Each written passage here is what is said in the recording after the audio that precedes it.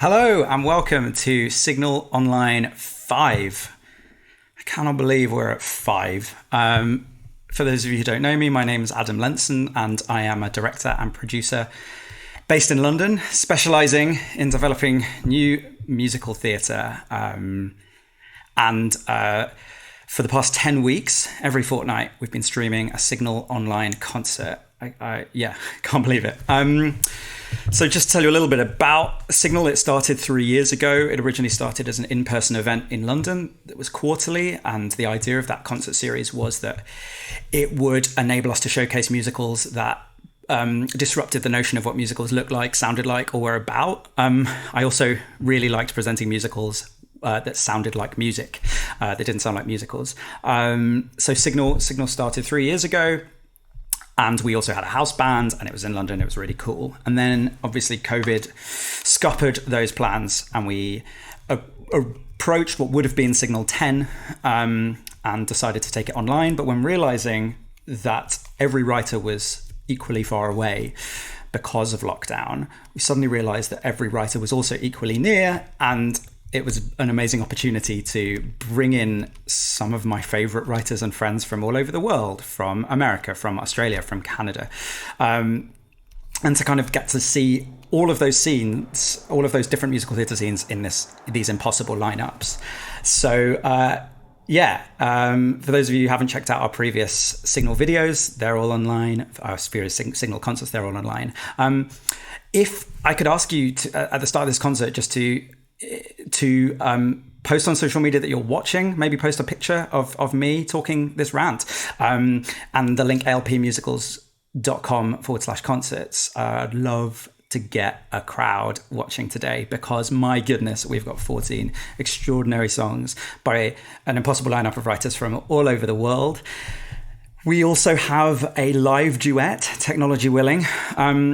I know that you probably don't think that's possible. You probably all tried to sing over Zoom and realised that it is awful to listen to, but we've been cooking up some tech for the last few weeks and we think we might have something for you. But yeah, not only that, just some amazing new songs, some amazing actors and singers from all over the world and writers joining us.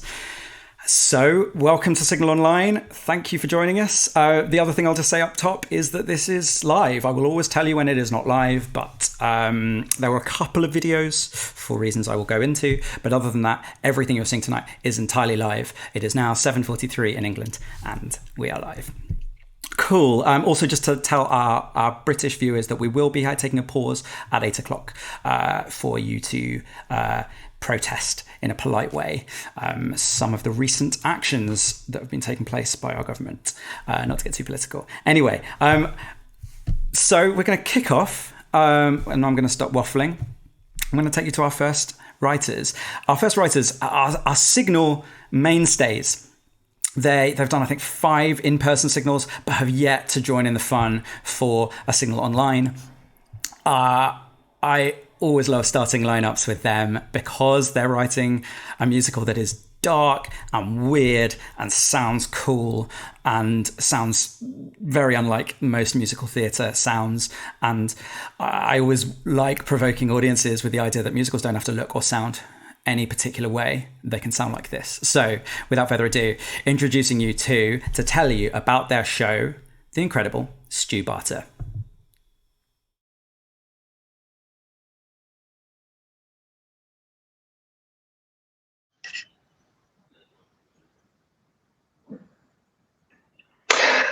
Hi, everyone. Thanks for that, Adam. My name's Stu, and I wrote the music that you're going to hear in a minute.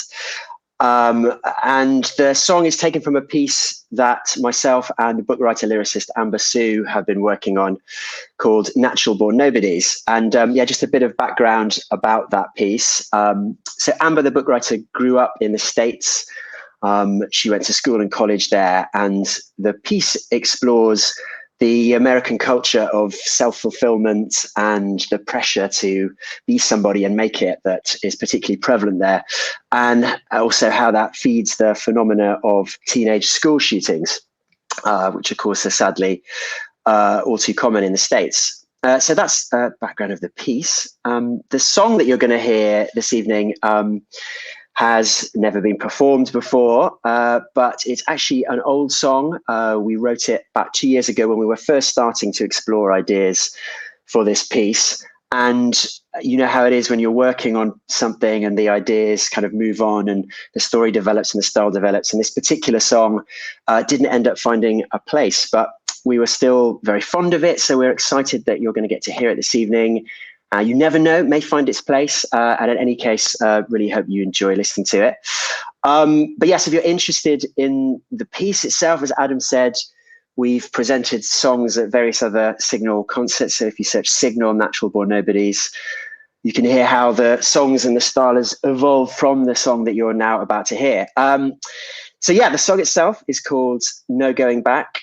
I don't think I need to kind of explain anything really about it. So I'll just hand over now. We're really lucky to have an exceptionally talented singer singing the song tonight in Dylan Winford. So over to you, Dylan.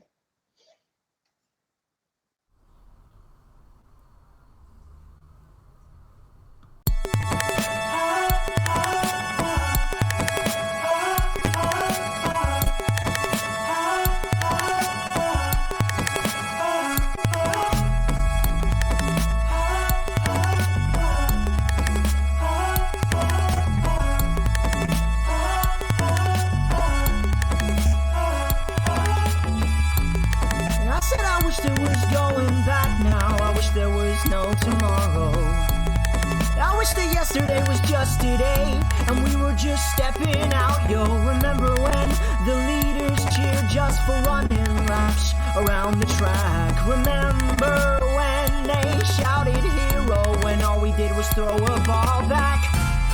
And I got nothing but time now, man. And I stop and I wonder, should I have looked her in the eye, seen the writing in the sky, man, and said, yeah, yo, I'm not that guy, no.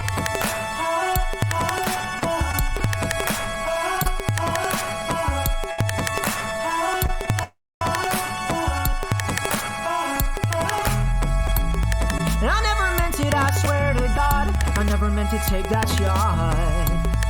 Wish I could tell her I just didn't know then how to be a man. I didn't know what it was like to take a life in your hands. Now there's no going back. The leaders were jumping, now they're laying on the track. Blue on their eyes, man, there's nothing being thrown back. The writing was in the sky, man, where the shooters go to die.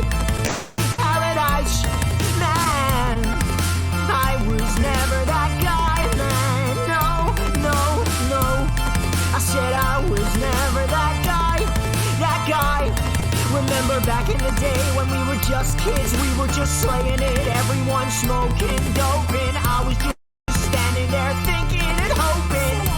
I don't know, how was I supposed to know? I just wish, I said I just wish, I don't know.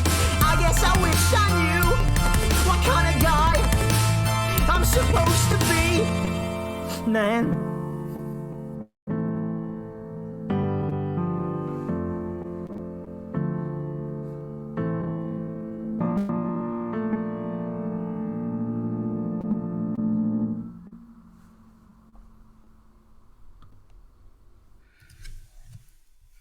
Hey, whoa, isn't that show cool? Thanks so much to you and Amber, and thank you, Dylan. I think the thing that I always come up against in the theatre conversations is, oh, musicals can't be dark. Musicals should just be a good night out. They should just be fun and boppy and standing ovation-y. And they can be those things, and I very much enjoy those things, but I also enjoy having my life changed and having my brain rewired, and that show does both of those things. So thank you very much. So we're just in London, and we're going to stay in London for our next song. We've got lots of Signal in-person regulars this time, which is really exciting because for everything that we've lost and for the scary time that we're in, it's so nice to bring everybody together like this. So The next show is a show that began at Signal. The composer said he had an idea. He presented a song from this idea. Another composer who's a composer lyricist who's often at Signal said to him, I know a playwright who is actually really interested in the idea. They met, they liked one another, they wrote another song and another song and another song and another song. And so far, really, this show has iterated because of Signal. You can literally watch every song that's been written for it at a Signal event. In incredibly exciting news, a producer has come along and decided to commission the show, which means it's happening. So it's one of our first Signal homegrown shows, and we're thrilled. And to tell you more about it is the songwriter behind it, Tim Gilvin. Over to Tim.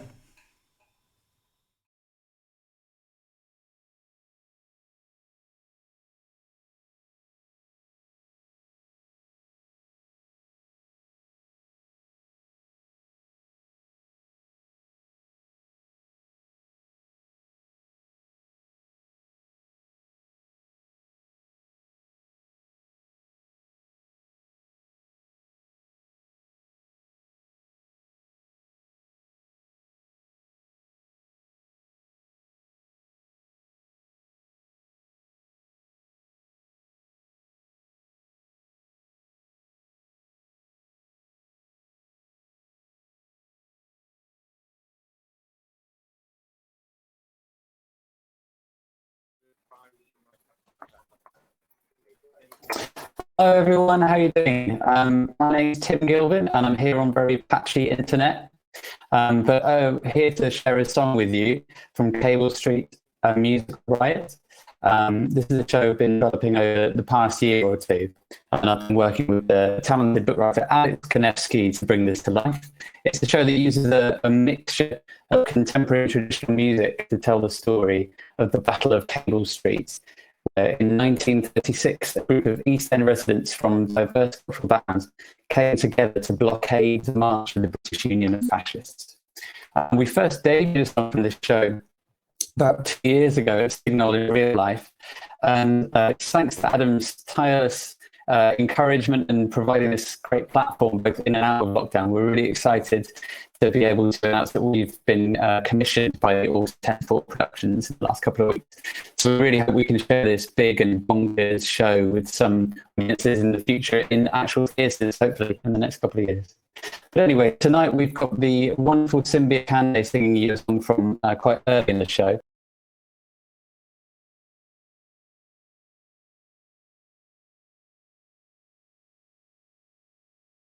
Pub where the dockers are drinking, most of whom...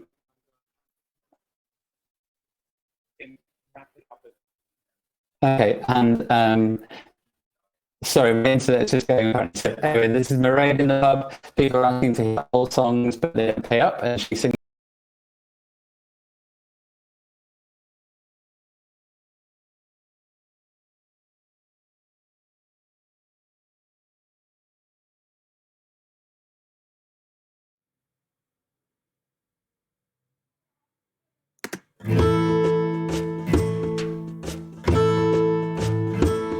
In the merry month of June, from me home I started, I left the girls at home, nearly broken hearted, saluted father dear. Kiss me darling mother, I drank a pint of beer, made grief and tears to smother, then off to reap the corn, leave where I was born, put a stout black thorn to banish ghosts and goblins, a brand new bed of rugs, rattling all their bugs, frightening all the dogs, on the rocky road to Dublin, 1, 2, 3, 4, 5.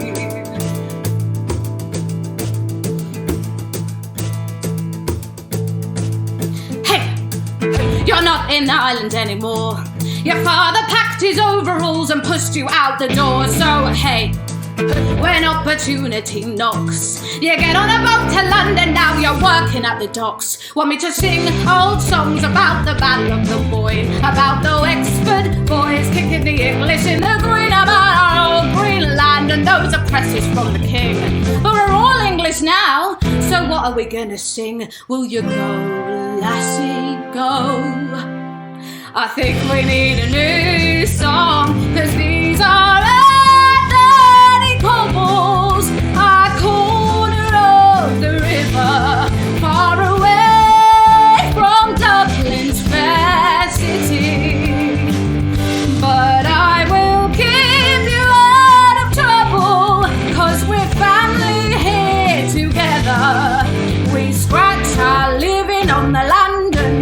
and this is our town, our street, our home.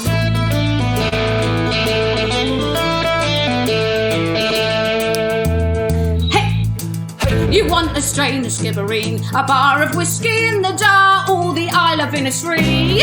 Hey, forgive me if I keep on stopping. I wasn't born in I was born right here in Wapping. Want me to sing old songs about the Battle of Wood Boy, about the Wexford boys kicking the English in the groin, about our old green land and those oppressors from the king.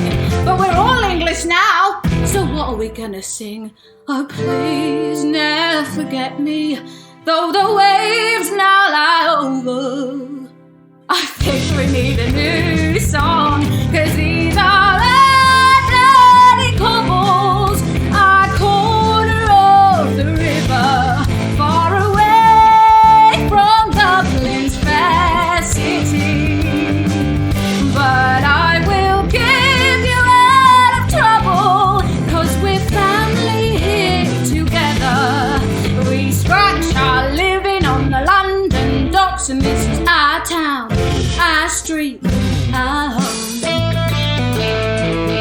If you know that we'll catch you when you fall, and if you'll be there when I call, where the London's where you're born, or you just got off the boat this morning.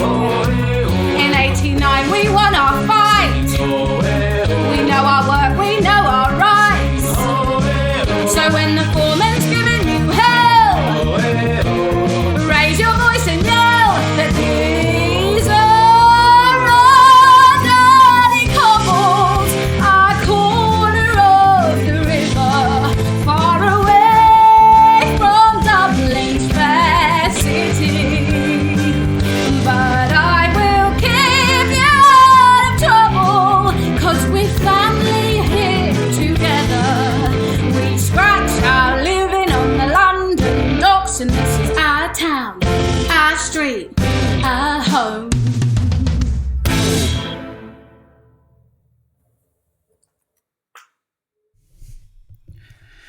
Thank you so much, Simbi. That was incredible. Yeah, sorry about Tim's internet. He lives in Bradford upon Avon and has an upload rate of pitifully low, which is a shame, and I'm sorry, Tim. But I love the fact that we're live, and I love the fact that, you know, we all know that experience where the buffering wheel is going around on Netflix, and we wish it were not. And you know, the internet is amazing at the moment, and also something we're getting used to. So, but despite that, I'm always ever proud that we come at you live. Because I don't know, videos, pre-recorded videos, there's the risk, and I love that risk because it feels like it reminds me of being at the theatre in a room with you wonderful people. And just in case you did miss Tim's announcement through the crackles, yeah, that show's been commissioned by 10 to 4 Productions. It's going to be developed to full script and then workshopped and then hopefully produced, and yeah, hopefully we're going to get to see it on a stage when stages resume. But that is Old Songs from Cable Street, a musical riot. All right, it is 8 o'clock, so we're going to take a 2-minute break so our British people can protest politely if they would like to. We're just going to leave up a title card while we do that. Has the link to the conglomerate of NHS charities if you want to take this moment to donate or reflect on the wonderful NHS at this moment. We're going to cut to that card and we'll see you in a couple of minutes. Please do stick around.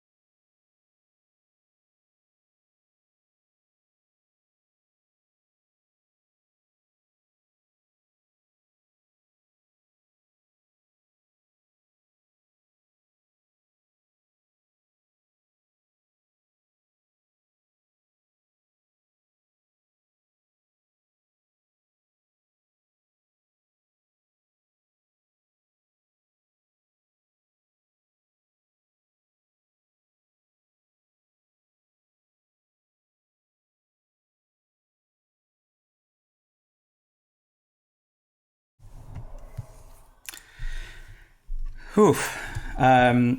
Good. Glad we got to do that. So, really excited about this next duo of writers because I literally met them because of lockdown. So again, the amount that lockdown has and this virus has taken is profound, but there are some strange gifts. Early on, I posted on Twitter, did anyone wanted to join a Zoom conversation? Do you remember in the heady early days when people were having massive Zoom conferences where we tried to kind of get to grips with this? And so I was like, if anyone wants to talk about musical theatre, to talk about what maybe we can do during this time, then here's a Zoom. And over 100 people came, and amongst them were these two writers who I'd never met before, but one of them wrote me a message afterwards, Jonathan, and said, I've had an idea of something that we could do during this time together. One of the ideas that had come up was initiatives and educational initiatives to bring musical theatre to children while in lockdown. It had kind of come up. And he said, I've got an idea for educational packs where kids can make their own musicals using prompts and backing tracks that we make. So we give them the structure and they can colour in the lines within it. And we set up a business. We've been trading for like 8 weeks, and it's called Make Your Own Musicals. MakeYourOwnMusicals.com is the place to look. There are currently 2 packs for young people and children between, I think we say, age 6 to 14. And they can write, assemble, rehearse and perform their own musicals using these amazing resources that Jonathan and Isaac have made. I really recommend you check it out, and we've had lots of amazing feedback from people who have. But aside from being great entrepreneurs and caring a lot about children and musical theatre and education at this time, they're also bloody great writers, and it was only a matter of time before I asked them to do a signal, and we're very fortunate that they are presenting the first song from a brand new show. So a Signal original, and here to tell you all about it from Nottingham and Scotland, Jonathan O'Neill and Isaac Savage.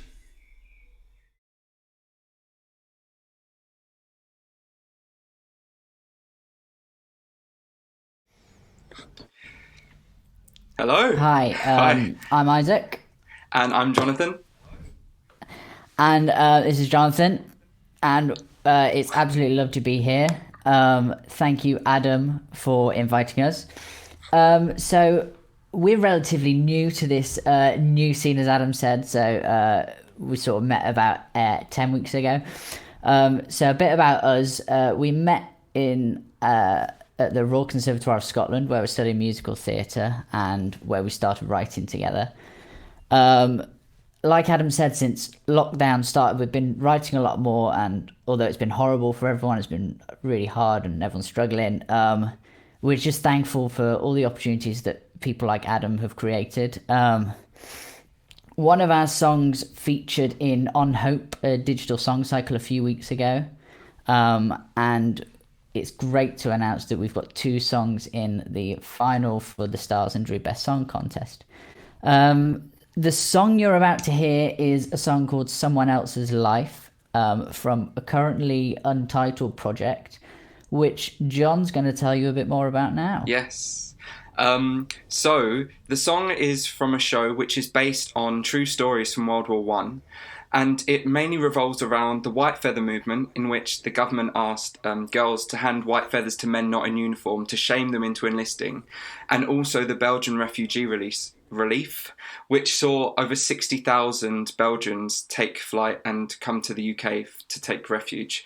The story has lots of interlinking plots, but the main 2 are an English mother whose young son has been shamed into enlisting, and a Belgian mother who gives birth just as she arrives in the UK from Belgium. The song comes towards the end of the piece and towards the end of the war, where her son has grown up a little bit and he's starting to learn to speak. But instead of learning to speak Dutch, he's starting to speak English.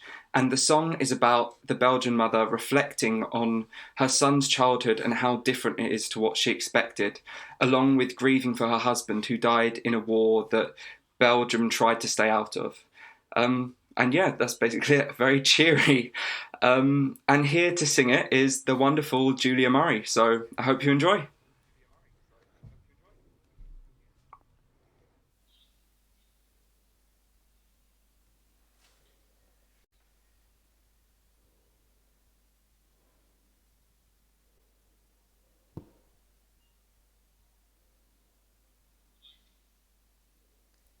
Growing up with someone else's voice.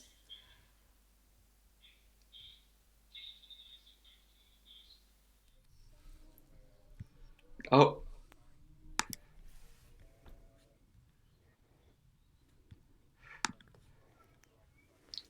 Oh, is it back to us? I don't know. Oh, well, hello again.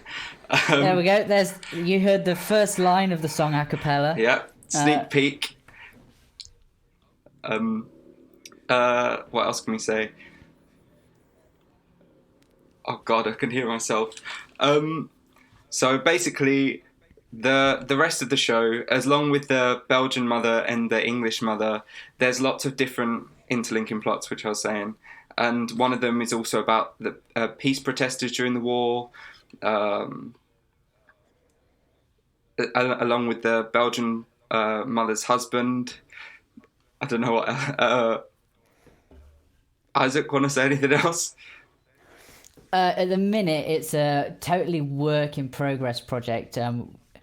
We've literally just sort of been working on this idea, and I think we're ready to go back now. So I'll hand you back over to Julia Murray.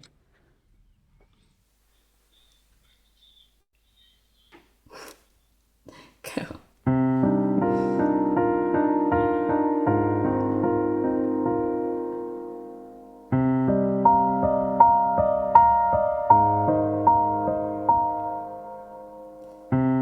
Growing up with someone else's voice, a mother tongue that's not your mother's choice. I must sound a stranger, fought into your ear. Your voice is one I never thought you'd hear. Growing into someone else's home. These rooms aren't yours, but all you've known. Our house stands forgotten, your name upon a door, never open to the bedroom where I thought you'd be before you started living someone else's life.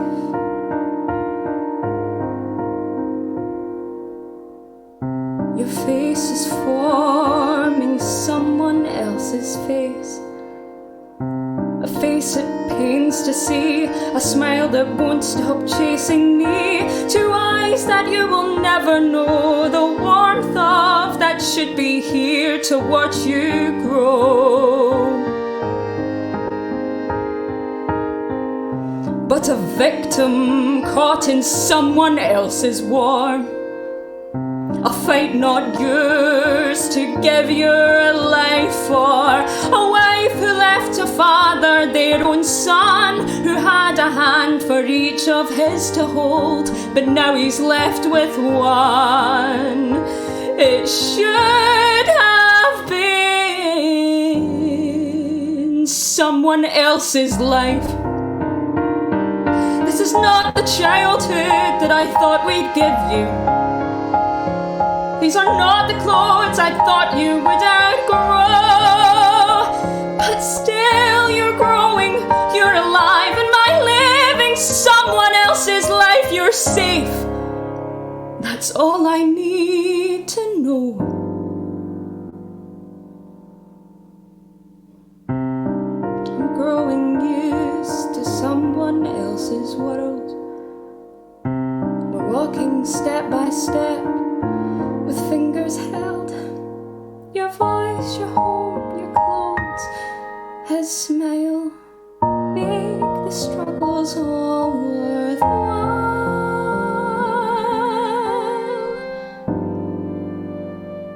Living someone else's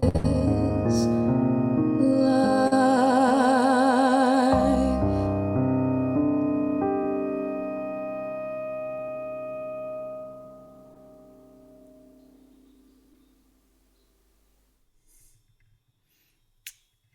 Thank you, Julia. Thanks, Jonathan and Isaac, for dealing with tech support. Normally the camera bounces back to me and I have to riff or play the harmonica or talk about the bonfire, but I didn't have to, so well handled. Just to say thank you for joining us. If you are having a nice time, you can like the video. That really helps. As I said, you can tweet about it. But what helps even more is if you are able to buy a ticket, you can do so at the link below, alpmusicals.com/tickets. And if you can afford to buy a solidarity ticket, it will support people who can't afford tickets right now.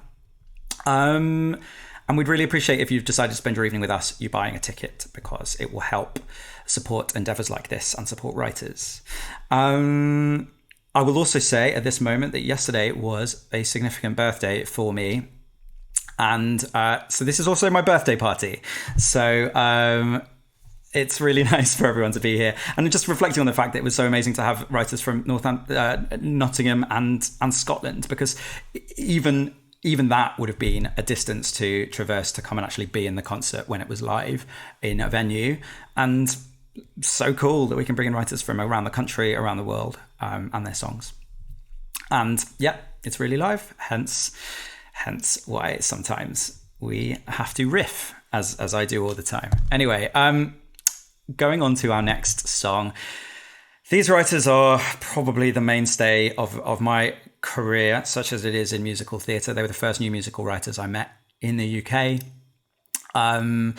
They convinced me that if I wanted to make new musicals, I had to start a gang, and that they should be the first members in the gang, which they've continued to be. Musical theatre gangs are not the coolest, but they are talented. And they were in every single live Signal concert, and have been in many of the online concerts. And Signal has been an opportunity for them to write the show that they're about to present a song from, the Fabulist Fox Sister. Once the Fabulist Fox Sisters, now there's only one of them. The show's kind of grown into a one-person show as it has developed. And I let Michael Conley do a video because of the fact he has a young son who's sleeping right now.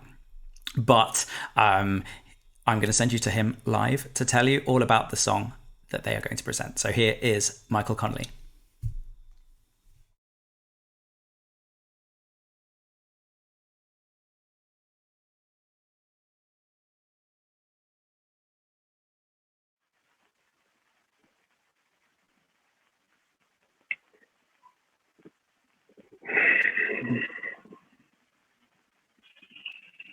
Hello.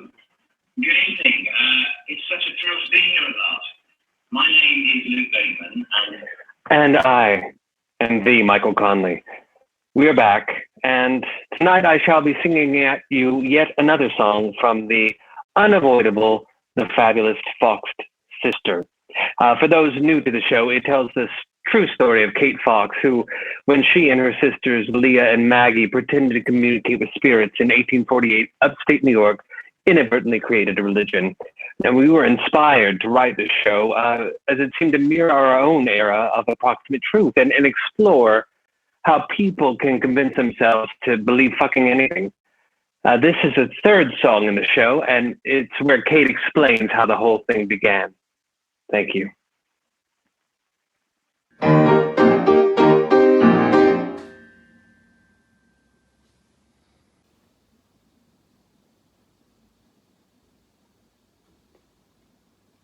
So Leah got married and moved to Rochester, whereas Maggie and I stayed in Hydesville, trapped in our prison of ennui. But we were just girls, so who cared? You see, in those days, a girl could grow up to be a wife or a nun or a spinster. The options were... those were the options. So who cared if we went to school or learned to read or died of fucking boredom? It was due to said boredom that I discovered my particular talent. You hear that? Was it real? Was it magic? Was it a spirit reaching out from the great beyond? Fuck no. You heard me popping my toes, popping my toes. Listen, and that's in hose. No so-and-so suppose I'm popping my toes.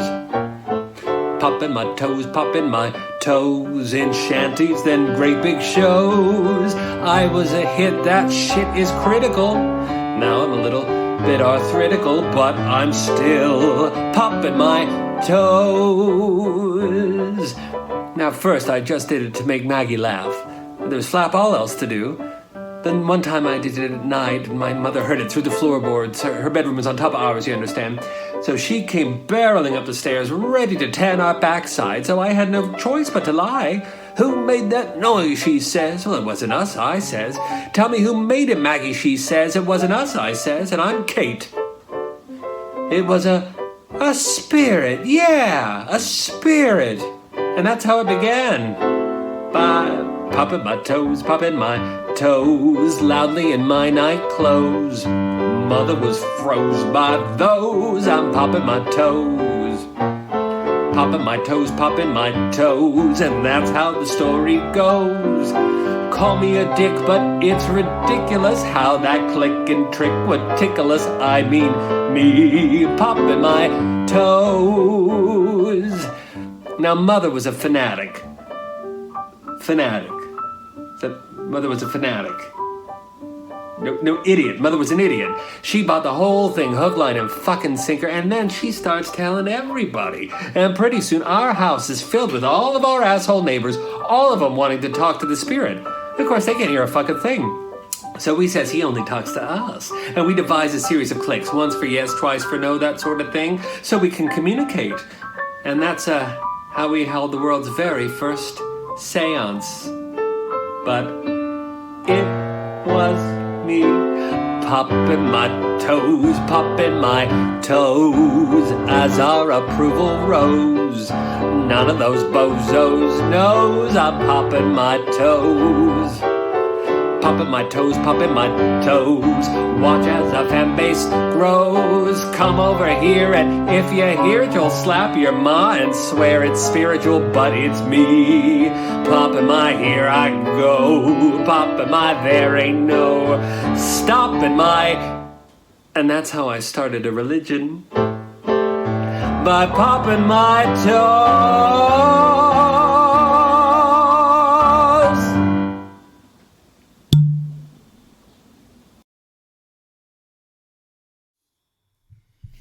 Thanks, Michael. We're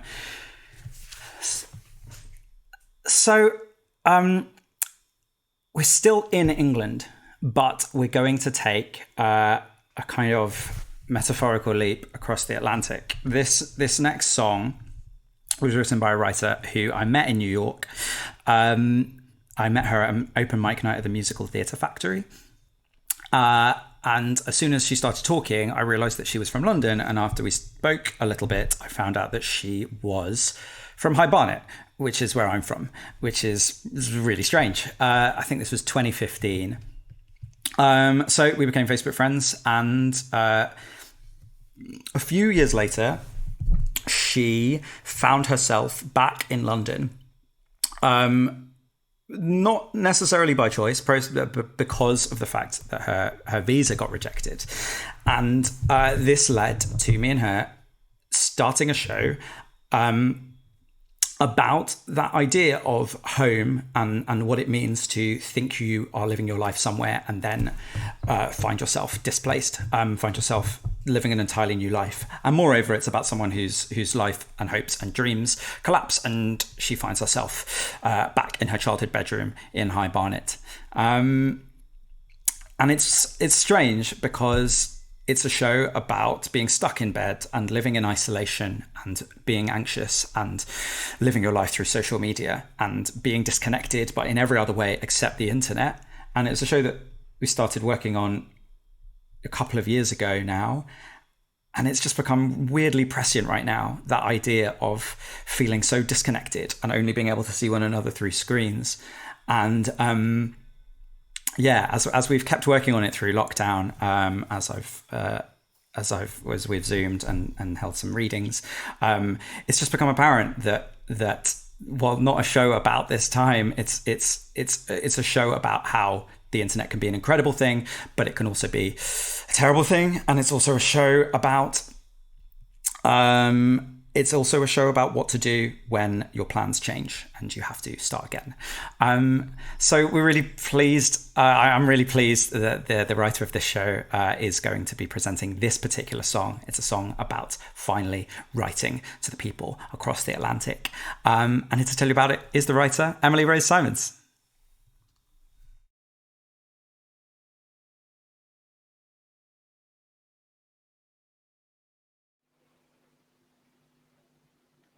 Hi, my name's Emily Rose Simons, and I am the writer for The Repatriate, as Adam has talked about in such an awesome way. Thank you so much, Adam, for giving the spiel. So this is the song which is a big milestone in the show. It's where Amy, the main character, who hasn't been able to contact her friends. So her friends in New York have been contacting her, and she's just not been able to contact them back. She's just been in bed. She can't reach anyone at the moment from bed. But this is the moment in the musical where she writes an email. It's the first time she contacts people in any way in the show, and it's relatively in the show. Anyway, it's performed by the incredible Natasha Karp, and it's called Dear New York Family.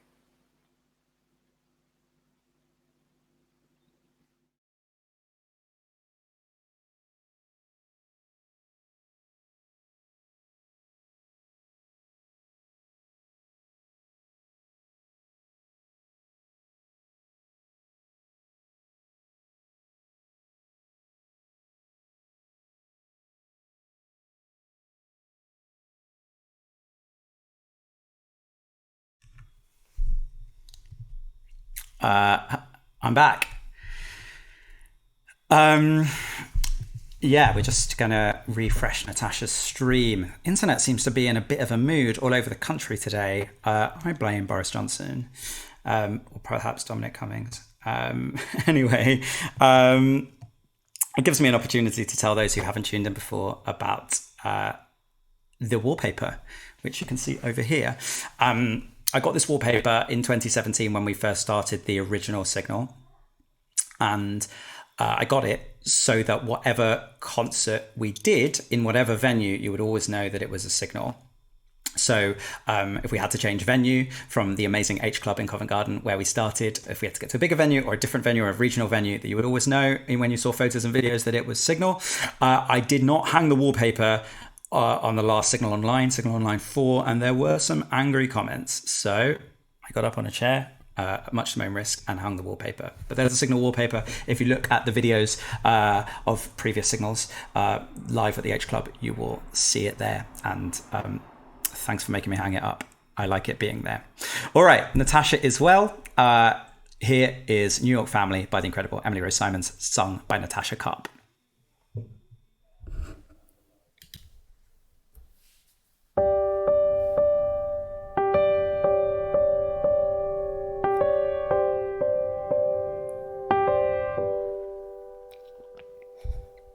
Dear New York family, thank you for your messages.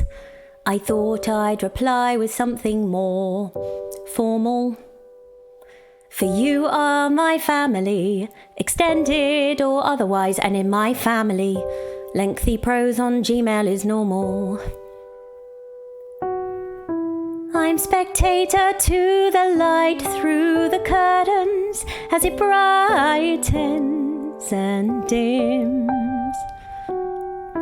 A rebellion started in my mind and has found its way to my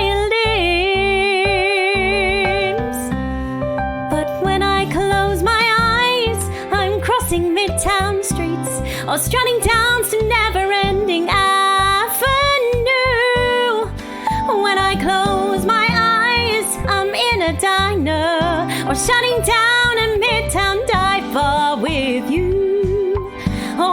watching 14th Street at sunset for those classic multicolored New York skies, but only when I close my eyes. So I'll just close my eyes.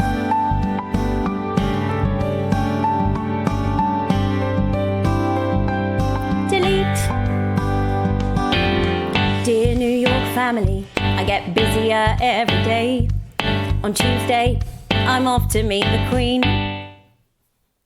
Delete. Dear New York family, I'm friends with London's best. I'm having brunch with Paddington Bear and Mr. Bean. Delete. My eyes fixate on the skyline from my bedroom, stretching from St. Paul to Big Ben. Delete. My eyes take in a childhood I had forgotten, but now I'm living it all over again. But when I close my eyes, I'm hiding from a storm or running through Riverside Park. When I close my eyes, I'm captured at a window by boxes of light singing out of the dark, or sweating with the city, feeling one with the cockroaches and the flies, but only when I close my eyes. So I'll just close my eyes.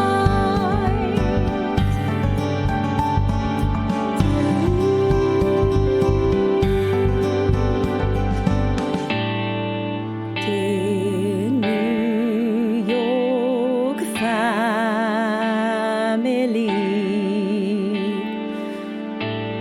I hope you can find it in you to forgive. I am battered from the battle of fighting for a life. I'm not sure I have the strength to leave. But when I close my eyes, it's not a battle, just a string of victories documenting achievements going well. When I close my eyes, I can pick and choose the memories and fantasies. I can even omit that subway smell. I can forget the stress and despair and tears stained heartbreaking goodbyes.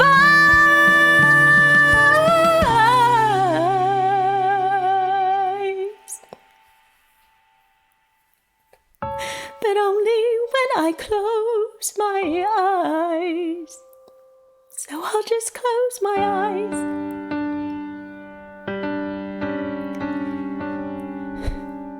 Delete.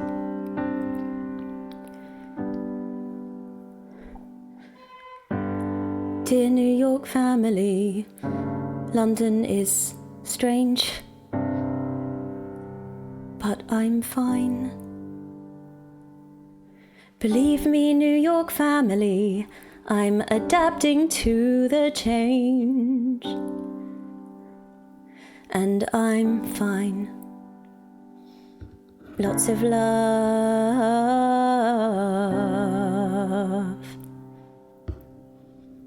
Amy.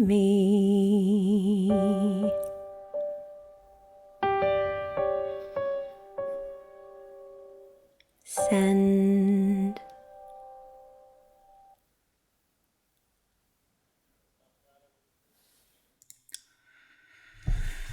Thank you so much, Natasha. Wow, that's incredible. Yeah, if there were ever a song about our times, well, not directly being about our times, that was it. Thank you so much, Emily, and all of you for watching. It's lovely seeing so many of you active in the chat. If you want to applaud, hand emojis in the chat. And yeah, all right. I'm really excited about our next act. Our next act is the irrepressible Nottinghamshire gang, Sheep Soup. in many ways responsible for the global worldview that I'm in at the moment. At the end of last year, I was lucky enough to get to go with them to Toronto, where Michael Rubinoff brought us to workshop a musical called Hoarding at Sheridan College. And it's my first time in Canada, and seeing the scene there just made me realize that musicals are in this incredible moment of transformation all across the globe. Writers are suddenly realizing that they can be cool, they can be disruptive, they can be strange, they can be beautiful, they can be touching. They don't have to be pinned down. But I've been working with this group for I don't know, like 3-4 years now, and it just makes my heart sore. They all do. This is. I'll let the writer tell you about it, but this is a very new song. The paint is wet, which is exactly how we like it. He titled it this morning, and live from Nottingham, here is the incredible Nick Harvey.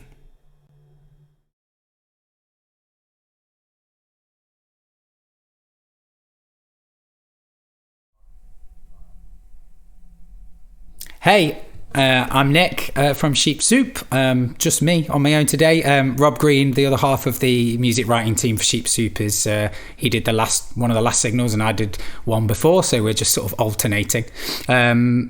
This is possibly going to go in the Hoarding musical, but it's brand new and just finished today. I just sort of set myself a writing exercise, which was set in the universe of Hoarding, which is our show about an old lady who hoards and gets some help from her daughter and her granddaughter to try and fix the problem that she's got.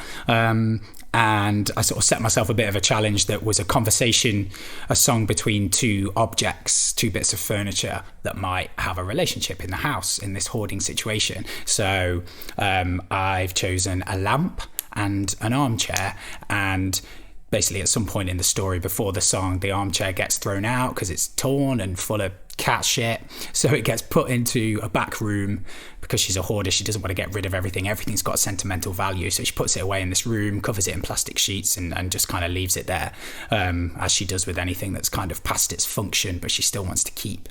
And it was a chair that was set up, and a lamp was next to it. A lamp with sort of 3 bits and 3 bulbs in, but the bulbs were from an obscure country and she couldn't get hold of them anymore. So eventually that lamp died as well. So the lamp that used to be next to the chair, eventually decades later after the chair, gets sent into this room to be with the chair. So this is a love duet song that the chair and the lamp sing to each other when they're finally reunited, but no longer sort of serve a function in the pride of place part of the house. It's called Memorabilia.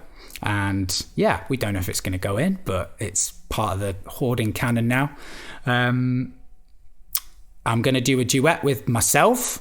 So if I sing low, that's the chair. And if I try and sing a bit higher, that's the lamp. Okay, so that's how it's going to work. I'm going to take these off because I think I can do it without these now. Keep them on. But I can hear chatter in Zoom, so I'm just a bit worried about that. How do I stop that? I can hear you type. Cool, thanks. Thank you. Yeah, so if I sing low, I'm the chair. If I sing high, I'm the lamp. And if they sing together, imagine it's beautiful harmony. Or add your own. It's quite simple. Yeah.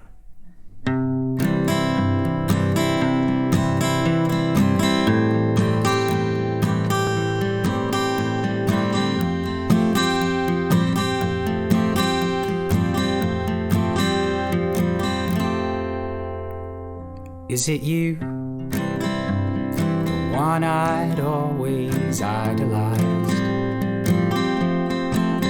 But without that glow, you still light your eyes. You look scared, but don't be, I'm still me.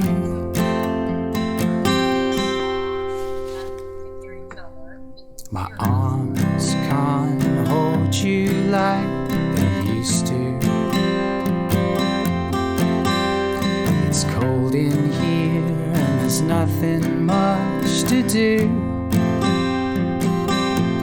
But now it's warm, now there's you, that is true.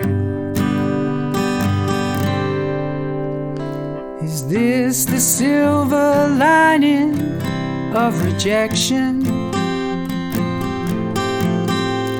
I've lost my luster, but this feels electric. Decades gone, there you sit still. The dust has settled for long enough. Silence is held for the wrong reasons. I'm unclean, I am a mess, not myself. Comfort me if you still can.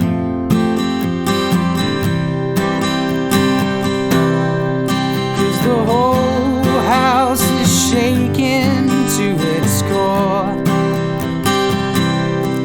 but my soul, it hasn't changed at all.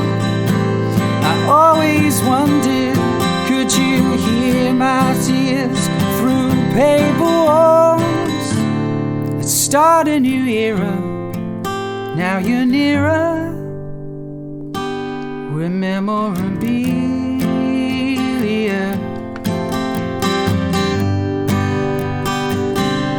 We're memorabilia.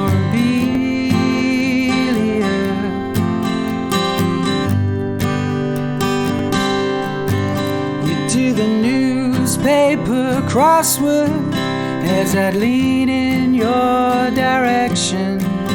12 across, 4 letters, an intense and deep affection. Could be love if we could love. The fading of your fabric face looks dignified. The losing of your life is just another chapter, another line in the book of time, the growing spine. Comfort me if you still can. 'Cause the whole house is shaking to its core, but my soul hasn't changed at all. But my arms, my light can hold, can shine. It's a tragic perfect fall, but now it's clearer. Now you're nearer. We're memorabilia.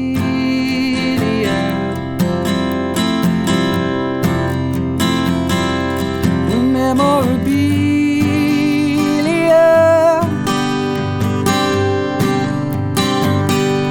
We're memorabilia.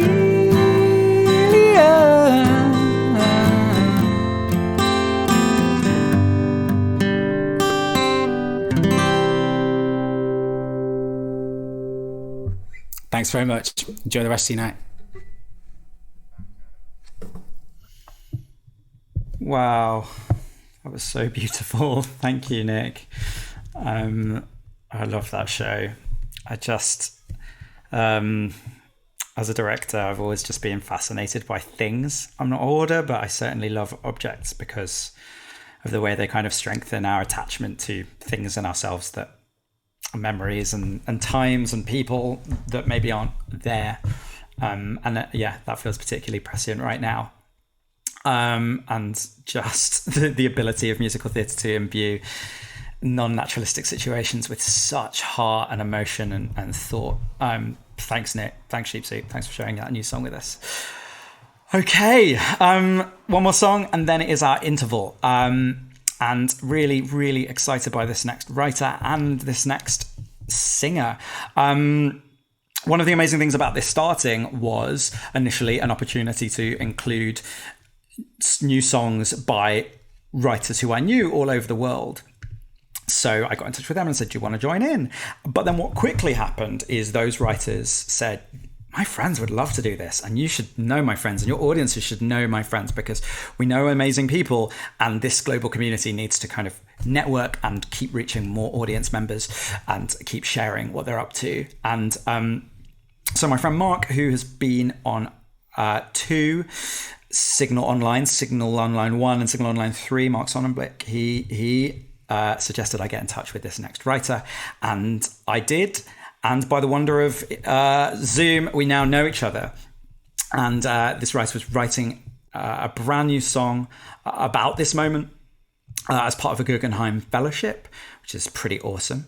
And she immediately said that she knew exactly who had to sing the song, and that she was going to write it for her. And so I'm going to introduce you to both of these people at the same time, the incredible writer and the amazing Broadway star who is going to be singing it. So going live to America now, to both New York and Princeton, to the amazing writer Zoe Sarnak and the actor who's going to be singing it, Margot Seibert. Thank you.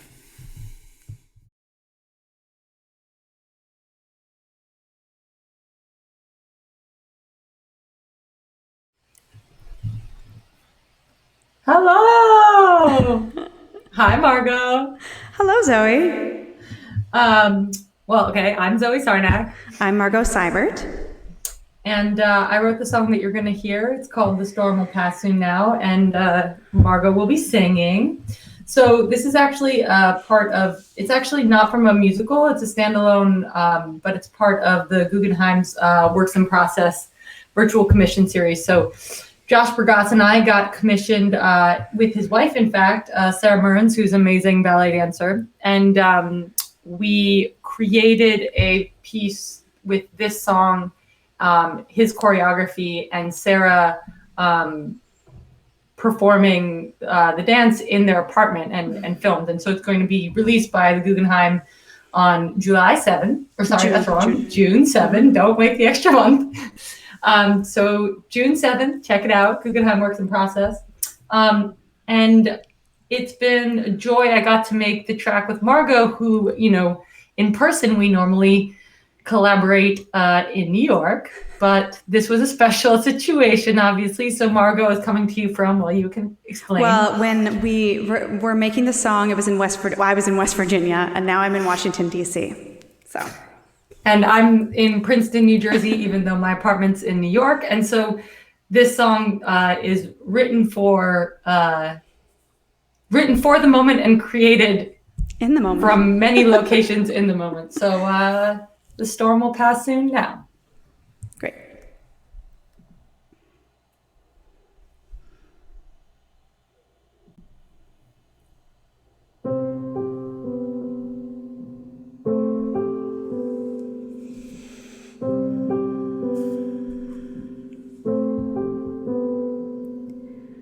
When will the mighty men come? And will they save us from this mess they made us? And who has answers? No one.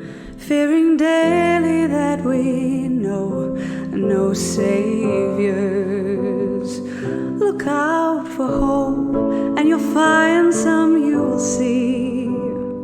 Maybe it's not where you thought it would be. In balcony songs, hundreds of voices strong, distances crossed, shared over miles. Let that hold us for a while. And day by day, we can imagine how. And day by day, the storm will pass soon now. And day by day, we can imagine how. And day by day, the storm will pass soon now. Outside the weather don't know, bringing springtime to the window like always.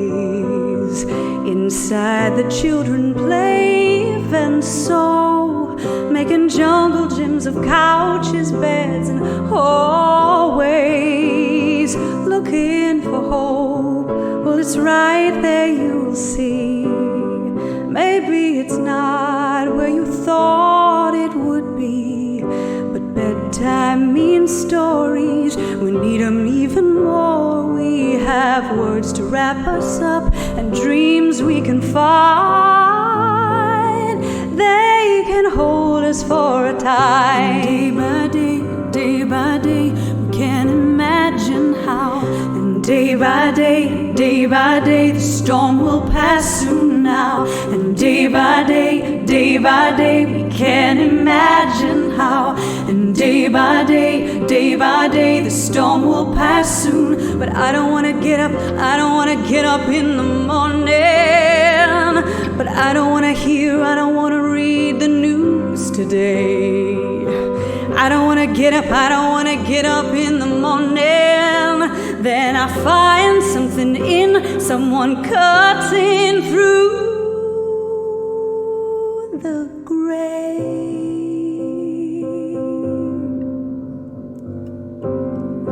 Day by day, day by day, day by day, when they say day by day, day by day, day by day, and day by day, we can imagine how. And we can imagine. And day by day, we can imagine how. The storm will pass soon now. The storm will pass soon now.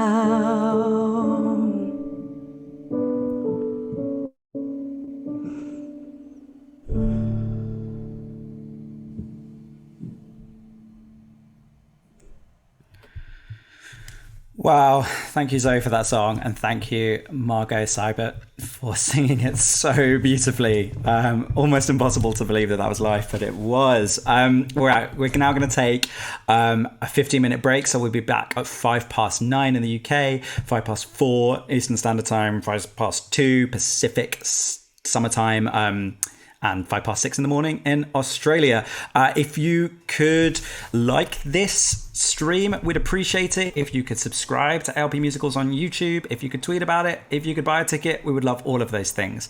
I suggest you come back, because right after the interval, not only do we have 7 incredible live performances of brand new songs from writers all over the world, America, Australia, Canada, London, UK, but right after the interval, we also have a live duet. What that literally means is 2 people will be singing and they will be synchronized, and you will hear them live. They will be performing at the time that you are hearing them. Well, not quite, because of the internet and latency and all of that. We've been working on it technology-wise for 4 weeks. It's come from the genius mind of our next writer. He's probably shitting it right now.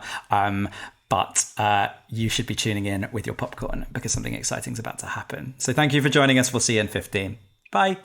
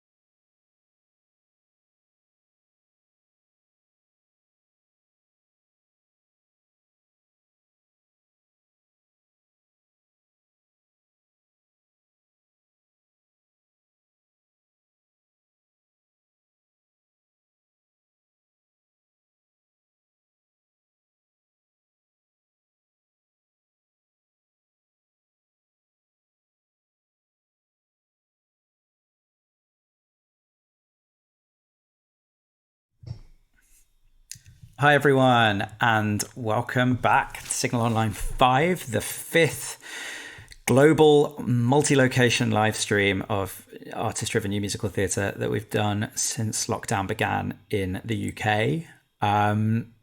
You've heard, those of you who are just tuning in, there have been 7 new songs, and you're about to hear another 7. And this next one, I've got my fingers crossed for, and you should too. The next writer, I'm just going to tell you his name up front, is called Czornyj. And last year, in February of last year, he started writing a musical called Stages. And he started writing it because I gave him a book called Death by Video Games by Simon Parkin, based on the weird and amazing and incredible stories about video games. And I said to him, I'd always wondered about a musical that used the framework and storytelling mechanisms of video games and used 8-bit music, because that's something I'm quite nostalgic for. And he started writing a musical in February of last year, and it was about an autistic teenager called Aiden and his use of video games and to process the cancer diagnosis of his mother. So basically, he plays a lot of video games, and when it comes to hearing this terrible news about his mother, his life becomes a video game. And he started writing it through Signal concerts. There was a song, and then there was another song, and there was another song, and I said to him, it feels like we should do this show, or at least get it into the world, start the process. So we did a workshop production of it at Vault Festival in March. It was probably the last real week that we had, was the world premiere of Stages by Czornyj. It's a show that became really, really important to me because I have also been going through a cancer journey this last year. About the time he started writing the show, I was diagnosed with malignant melanoma, which is a type of skin cancer. I'm to have my 12-month scan since that diagnosis this Thursday, but I am cancer-free and everything seems to be going well. So, but yeah, it's for me, it's amazing, because I think if you said to someone, we're making a musical about grief and family and cancer, they would say, I don't want to see that. And if you, musicals can't be that. And this show shows them that they can. But anyway, Chris has become a friend and a technical ally in this moment, and he's so skilled at technical stuff. And very early on, we said we would love to be able to do a duet in this time. You got on Zoom and you couldn't because of latency. You try to clap at the same time as someone on Zoom and you can't. And we've been talking about it. Like, Signal has been solos and videos of group numbers that have been painstakingly edited. And we thought it would be cool if we could eventually ramp up to doing a live duet, finding a way of syncing people in separate locations so that you hear them at the same time. And hopefully you're about to. And I can't find any examples of live duets since lockdown began. So I'm calling it the first live duet in lockdown. And it's a brand new song, and if anyone can find evidence to the contrary, I will gladly take it. But until then, I hope we own it. To tell you about the song from Stages, going live now to Czornyj.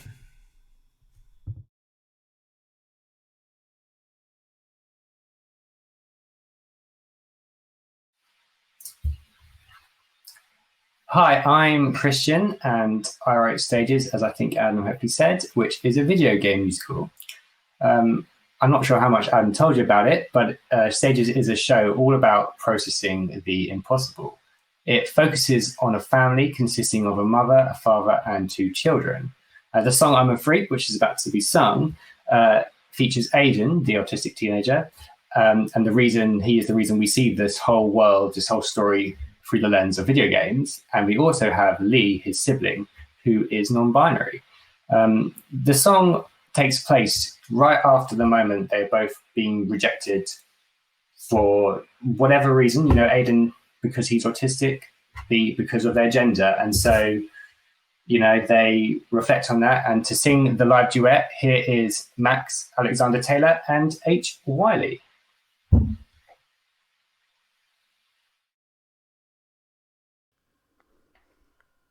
Hello. Hello, H. Hello. How are you doing? Max. Isn't this I'm doing good. all kinds of weird? This is mad. What's going on? It's insane. How are you doing? I'm doing all right. I've had a good day. I went to Durham and back. That was fun. And now I'm here. I'm surprised no one's ever done this before. Have they held up the stream to the camera and then it's kind of gone in on itself? Have we seen the delay? Look at that. That's proof right there that we're live. Anyway, let's do this, shall we? Bonfire. Am I right? Bonfire? Are we starting a bonfire? Let's start it. Let's mute ourselves in the Zoom and then do a bonfire. Bonfire. Sweet.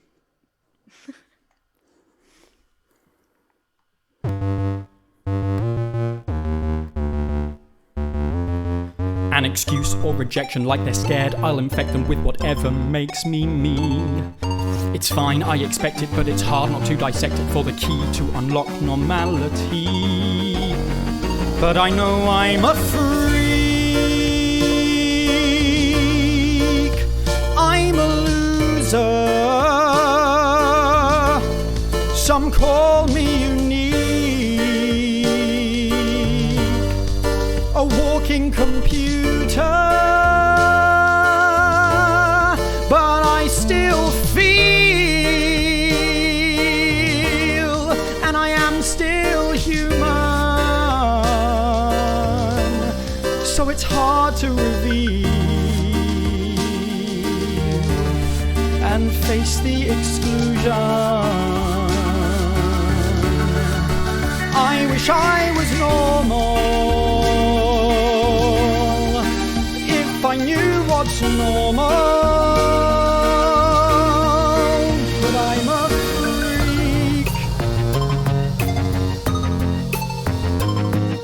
Conflating the confusion like I'm only an illusion from a teenage fantasy. All style with no substance, but they shouldn't rush to judgment. They would see I'm not a sexuality. But they think I'm a freak. Or a poser. They see my physique and try to expose her.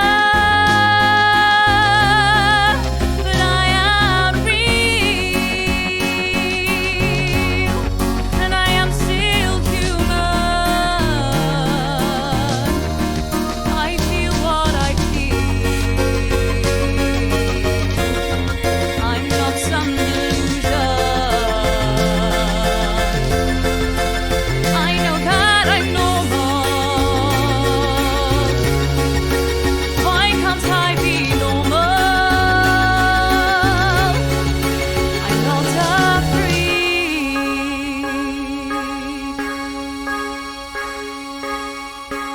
Definitions change. The world can be rearranged. If we dare to try it. Let's try it. Normal, subjective, a shifting perspective. We just have to buy it. Hurry up and buy it. Because I'm stuck as a freak. As a loner. But that won't make me weak. I know how to start over. And I will heal. 'Cause I am still human.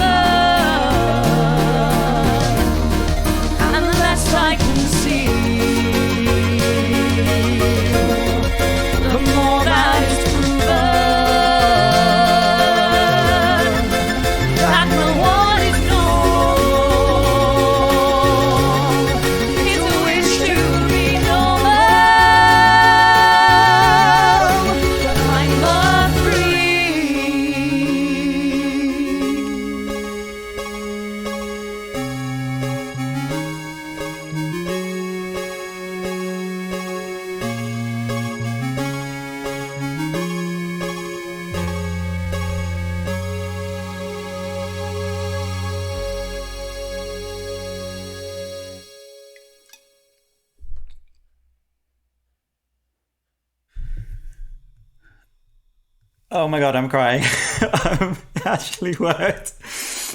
Wow. Thank you. Thanks to Christian Czornyj for being a great friend through this, and to Max and H for being brave. That was live, and both of them were singing it at almost the same time, and you were hearing it at the same time.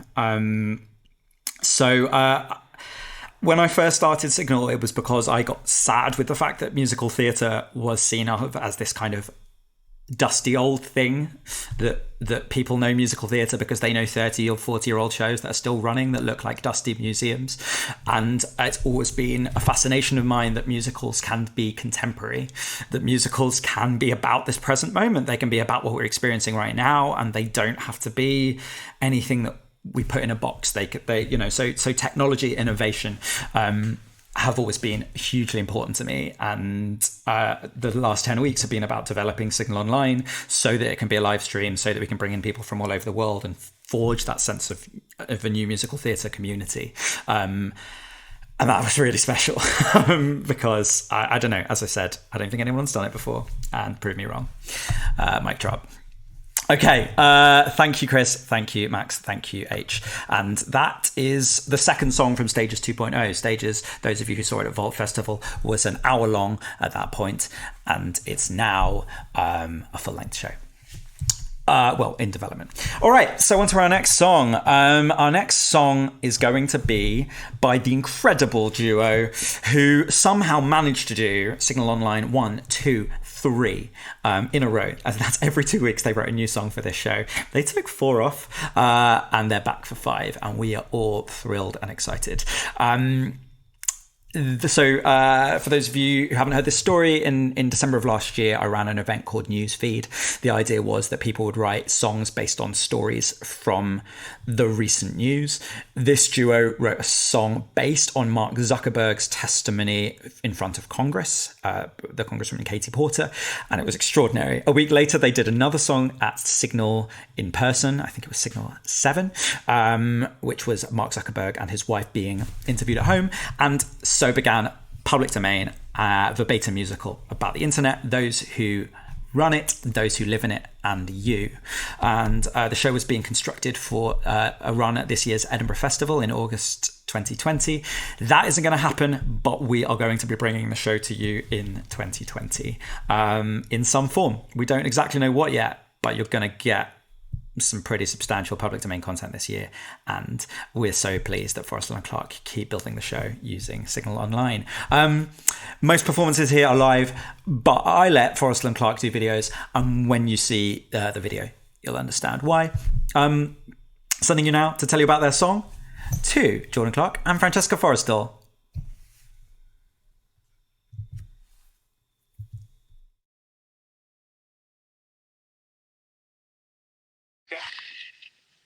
Hey guys! Hello.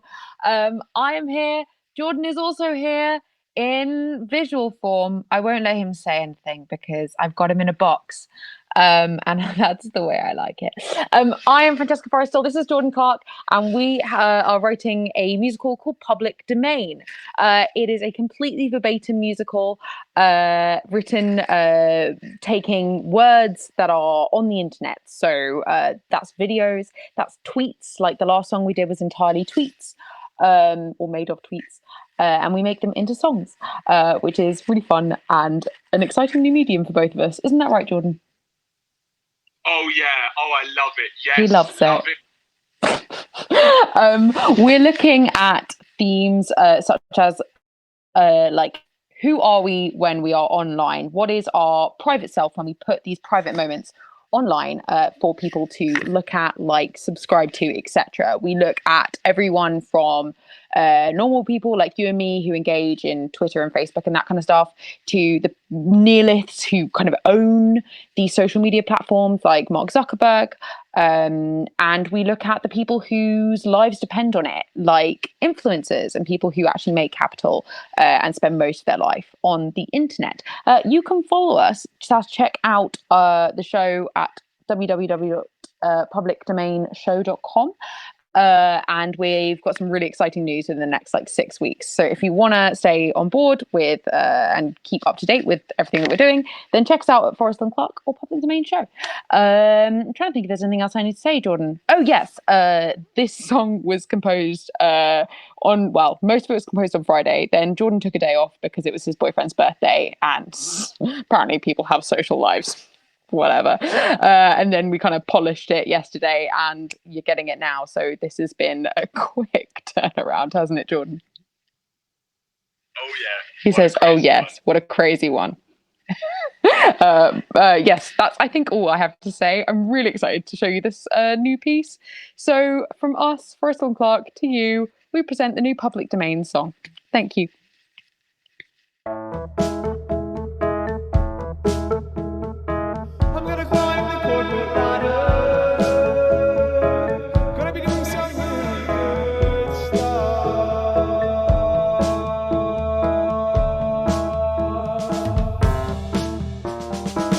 At Zara, we use cookies to improve your experience and our services. Sign up now. If you continue browsing, we take that to mean that you accept their use and info.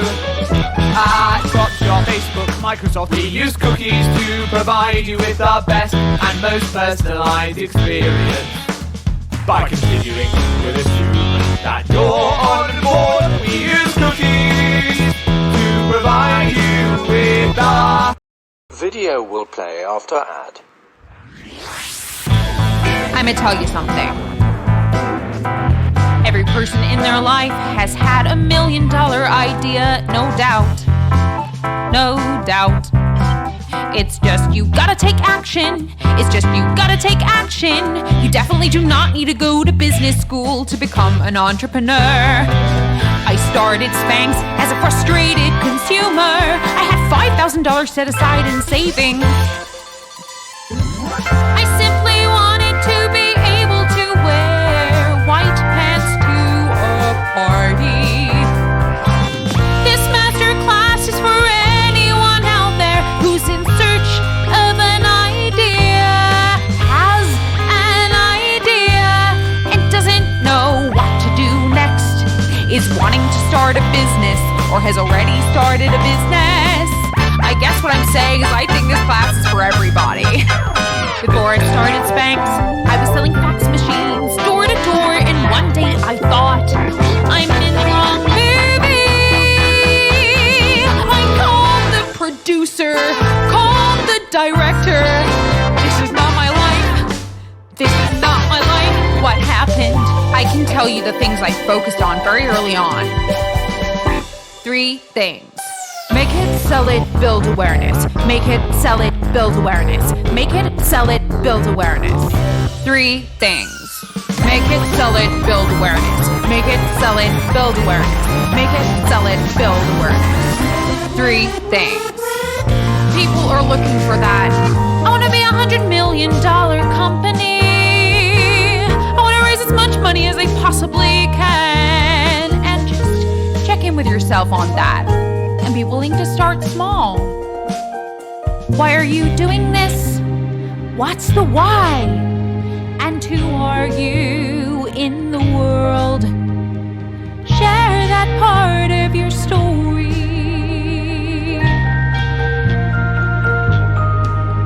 I mean, the more vulnerable you're willing to be, the deeper the connection with your consumer. The more vulnerable you're willing to be, the deeper the connection with your consumer.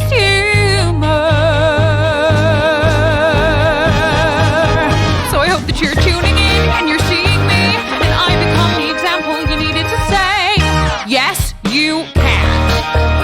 I'm Sarah Blakely. This is my masterclass. By continuing to assume you're on board, by using this site, you can reach the use of cookies for analytical purposes. By clicking on the site, you agree to allow us to collect information on and off Facebook, these and selected partners. Click OK.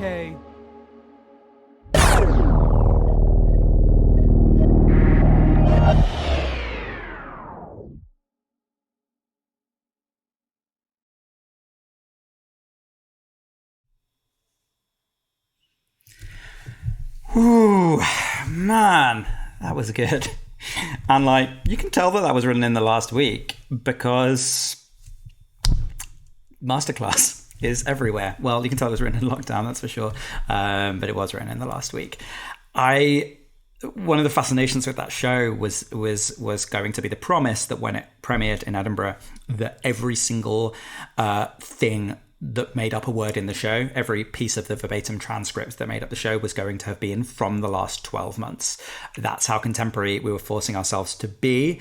And that will continue as we make the show and figure it out. But congrats to Forristal and Clarke, geniuses that they are. And thanks for watching Public Domain Unfold. If you go to publicdomainshow.com, you can join the mailing list and learn more about it. Or at ALP Musicals, which is our Twitter account, where we will tell you about it.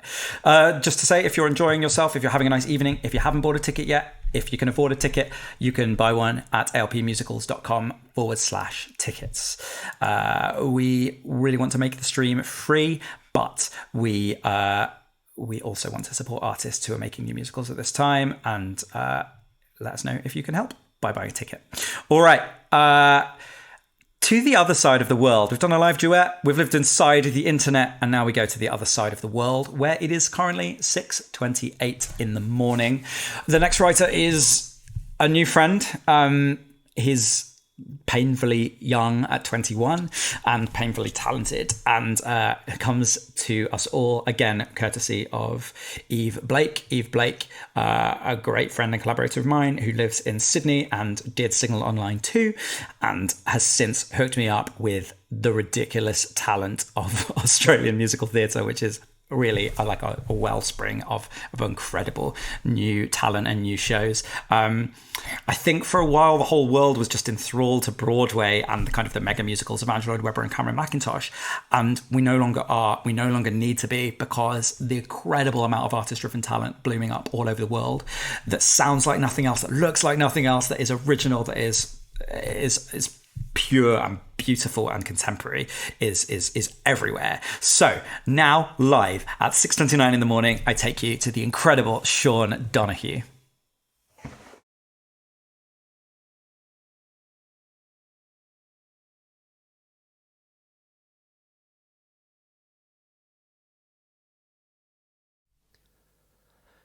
Yo, yo, yo, it's me, Sean Donehue. I'm a singer-songwriter from Melbourne, Australia, as Adam said.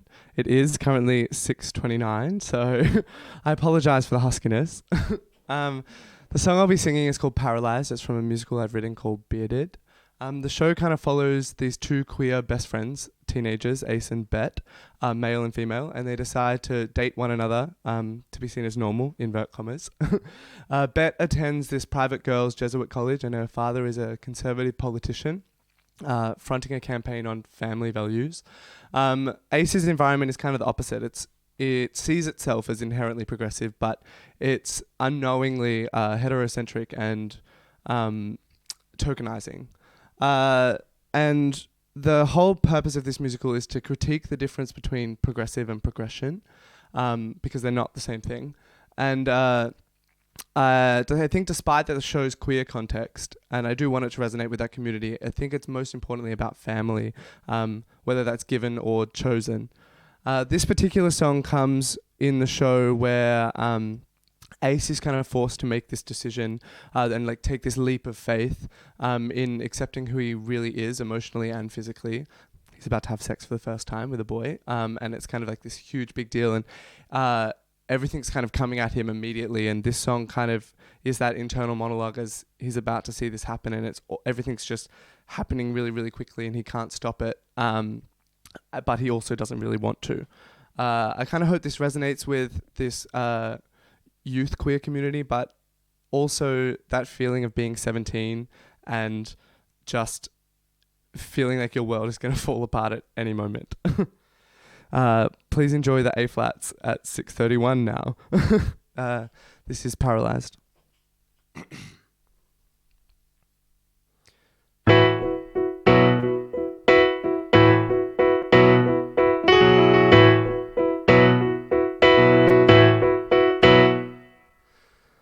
I dream in color, but I speak in in black and white. Yes or no, right or wrong, I don't need a reason why. So now you come into my life, trying to open up my eyes, and I'm paralyzed. But I wanna ride.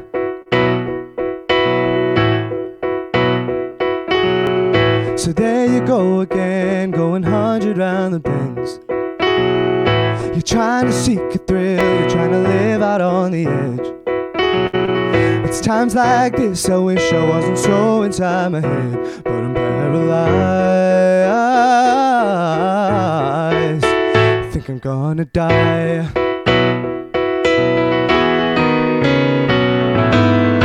I'm not sure that I am ready to explore all these feelings I feel down in my core. It's just easier to make believe a life for me that doesn't have me questioning, is this what I'm supposed to be?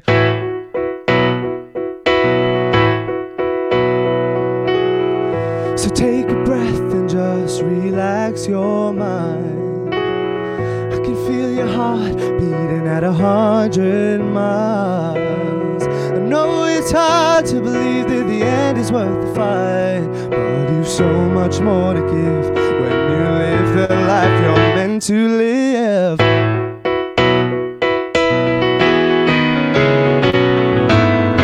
I'm not one to turn my back and just ignore everything that I've been told before. But you make me feel alive. I can't stop looking in your eyes. I never felt so bold. You make me wanna lose control. Lose control.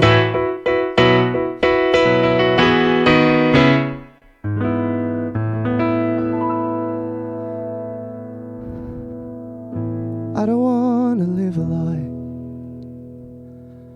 I just wanna relish in the feeling. I understand it's safe to hide, and that everything it happens for a reason. But why for my whole life have I felt this constant contradiction? Well, now my heart and mind have aligned. Nothing's ever felt so right. Never thought I'd sacrifice a fraudulent yet perfect imitation, but now's the time, tonight's the night. Or for the boy without the invitation. I'm not afraid to ride the free fall. I'm just afraid to reach the ground floor. I'm paralyzed,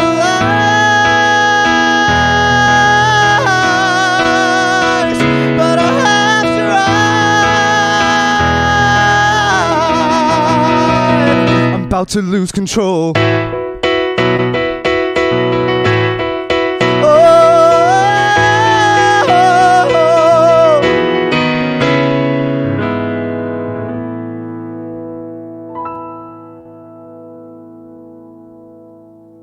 Thank you very much, Sean Donehue.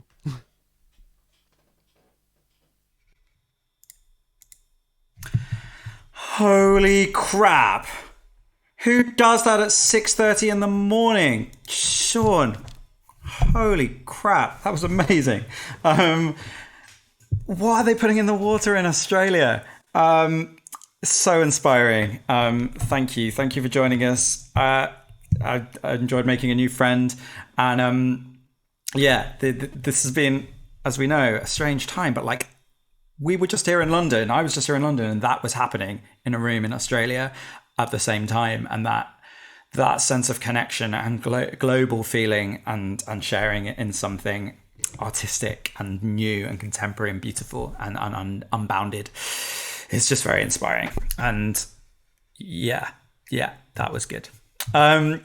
So we have just been in Australia. It's now time to go live to Canada. These next writers I met at Sheridan College, thanks to Michael Rubinov, at the end of last year. I went with Sheep Soup, represented on the bill earlier. And in our group workshopping, Hoarding a musical, I hate the word there. Sorry for that slip. I believe things should be a musical, not their musical. But in our group, workshopping the show was the incredible Germaine, Konji. And in another group, workshopping a different show, was an amazing talent called Ben Page. And at some point in our residency, Germaine said, me and my collaborator Ben, we're working on a musical. We'd love you to listen to the very, very early stages of it. They are geniuses. Their idea is bold and extreme and necessary and cool. And we're lucky enough that Ben read us a prose poem from this show on Signal on Line 3, and Germaine and Ben are back presenting their first song performance from their show, A Sex Doll Learning to Love. So here, live from Toronto, to tell you about it is the incredible Germaine, Konji. Thanks, Germaine.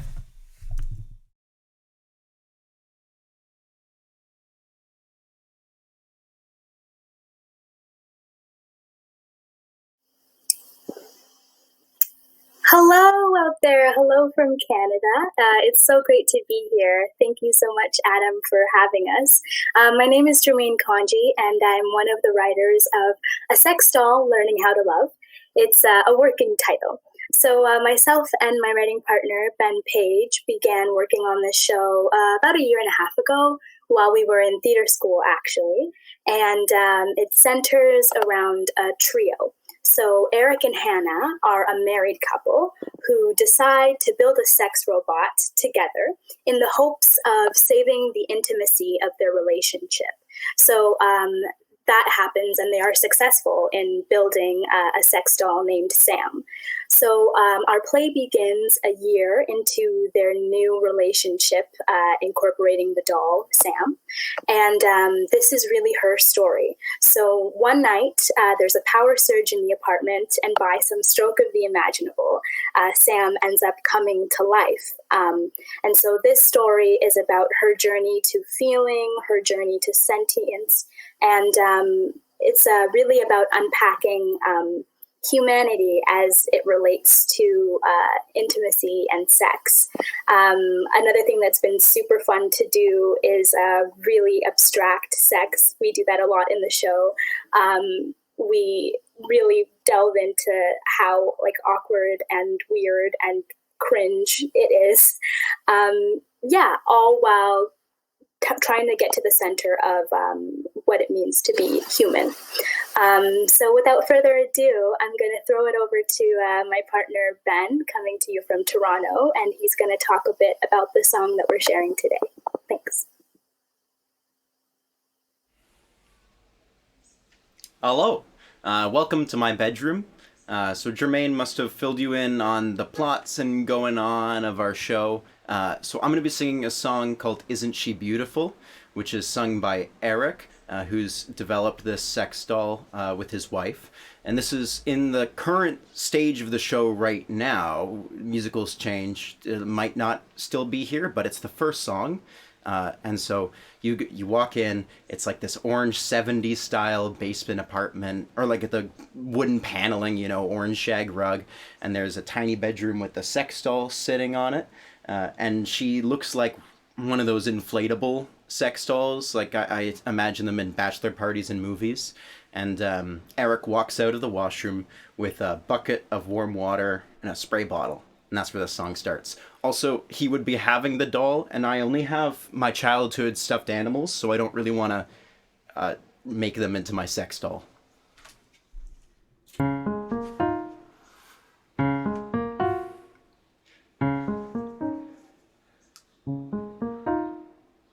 Sexy, but innocent too. Eric, how lucky are you to marvel at the doll that you've designed? Bath time, she smells like a fish. Honk honk, I love how they squish. Strange how beauty can be unrefined. Every hair on her head's perfectly placed. Her body was made to be embraced. The touch of her skin, intricate, supple, but firm. And isn't she beautiful? Isn't she beautiful? This is my favorite part. Stroking her face is an art. That sparkle in her smile shines bright as new. Tracing the shape of her lips, knowing her nose never drips. That never-changing grin stays through and through. But I know she loves our bedroom ballet. It's her favorite time when we have our way. I look in her eyes and she looks real enough, but she's here and she's mine. And isn't she beautiful? Isn't she beautiful? Isn't she?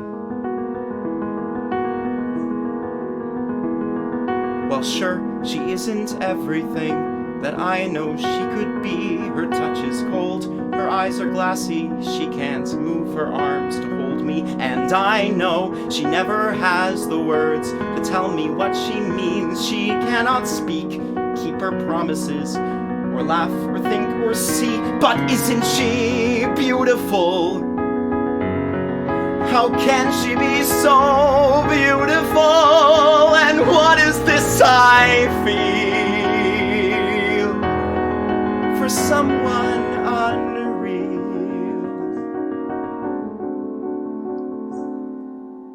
Sam is still fragile and weak. There is a lot to critique. The glue is dry, but nothing's ever set.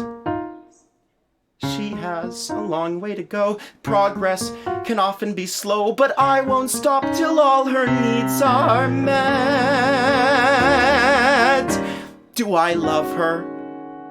I do. Does she love me? Not yet.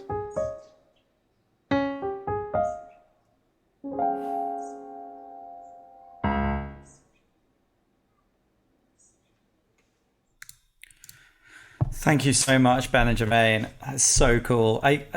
These two are like just graduated. In fact, they had their graduating year cut short because of COVID. They didn't get to graduate. So like they are just at the beginning and they're already doing that with such bravery and originality. It's exciting to know you, and it's cool to have been able to have you on the lineup for a second time. I hope you'll come back. And keep us in the loop about that amazing show. So, our Around the World tour. We were in Australia. We were in Canada. We're now going back across the world to Australia. Not Melbourne this time, but to Sydney, where it is now 6:45 in the morning. This next writer, I unfortunately didn't. I was in Sydney at the end of last year, watching Eve Blake's show Fangirls, and I unfortunately did not get to meet this writer, but I heard a lot about her because I heard that she was a genius. I heard that she had written a score for a show that everyone in town was talking about, and that was in the pipeline for a big production. And an amazing side effect of this new global concert is that I got to say, hey, fancy doing a song at Signal? And it'll be really early in the morning, but we'd love to have you. And she said yes. So a new song from the incredible Sydney located early morning riser, Laura Murphy.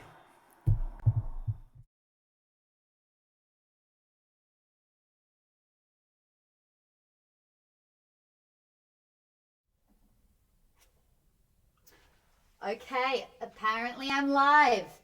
Hello there. This has been amazing. I am so impressed. Thank you so much to ALP Musicals for having me.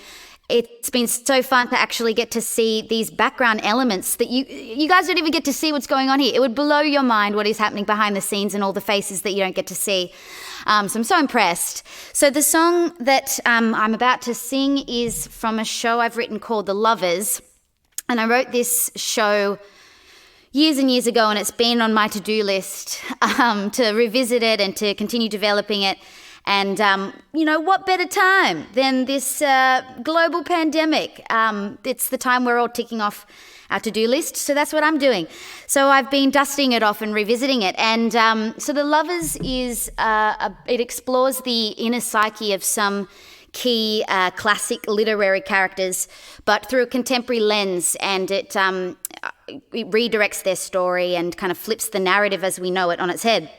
So, breathe. This song is called Chasing My Tail, and it introduces a character that we've all seen before. This is the quintessential young female character who is, knee-deep in her unrequited love phase. And this song is introducing her and is at the start of her journey.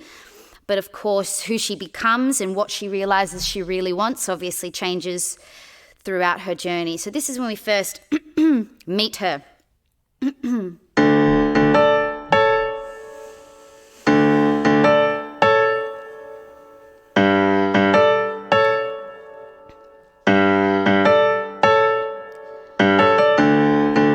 How happy are some, but how tragic are the others?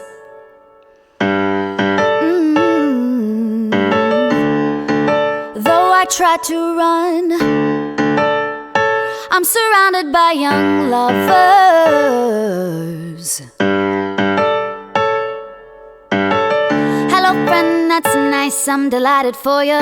Met some guy on the fly who just might adore you. That's what dreams are made of. That picture perfect fairy tale love. Okay, look, I got hooked on the books I read. They went to my head, but nobody said, girl, here's the truth. A man that you crave may not be on the same page as you. Now they tell me brush it off, that it's just puppy love. Well, maybe they're right, 'cause it feels like I'm chasing my tail, running in circles over you. I'm getting nowhere fast, chasing my tail, lost and I don't know where to start, trying to find my way to your heart.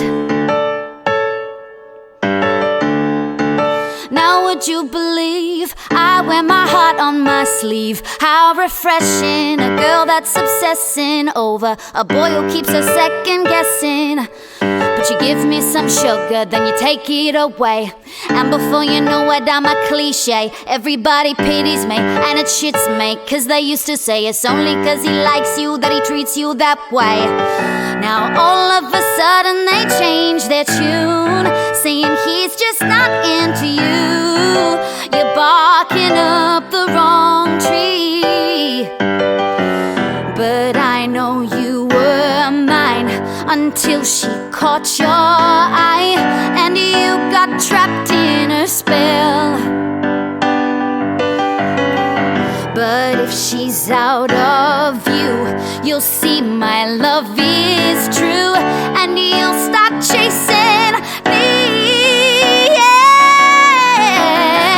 chasing my tail, panting and begging for my love.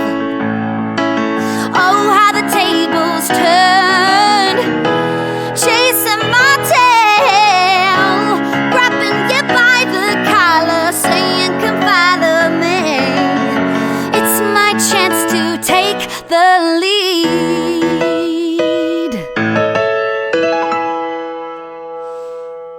Thanks for having me.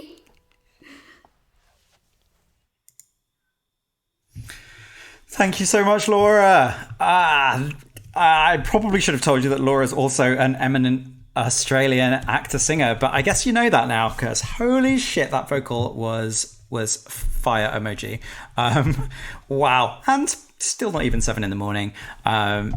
So thank you. And just thank you to the new people who've taken a chance on this and us. I mean, 3 years ago, this was a small labor of love that required me to meet people and convince them to take part and join the concert. And, you know, new people, new friends from places I places I have been, but people who I've not met in person, joining the bill, joining these impossible lineups is just so moving. So thank you. The Round the World tour continues, the live Round the World tour. We were in Australia, we were in Canada, we've just been back to Australia, and now we are headed to California, the other side of America, returning after performing in Signal Online 3. One of my favorite young American writers, a profound genius in every sense, and a lovely man to boot. It's a thrill having him in Signal Online 3. It's an even bigger thrill to welcome him back to perform for you, sending you over to California and Julian Hornik.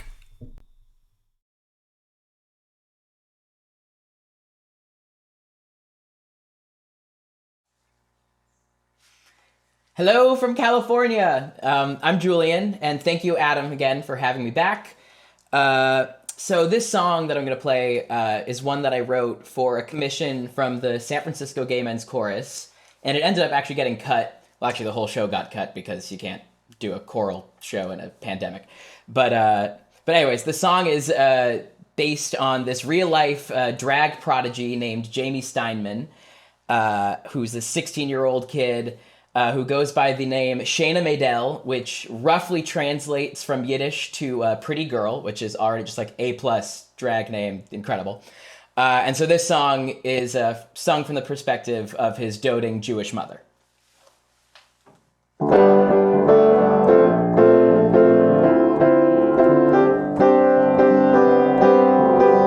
By the time he's 3, little Jamie's free to be Shayna Maidel. Sure, it's down the line, but little Jamie's mine, and I could already tell.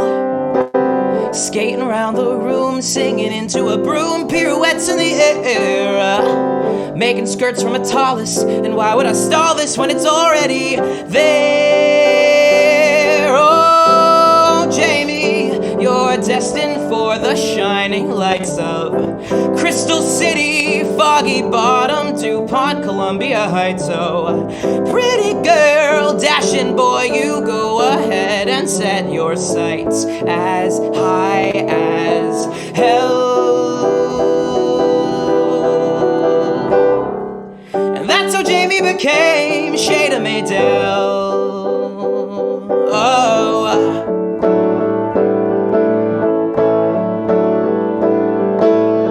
by 14 years old, Jamie does as he's told, studies up before bed.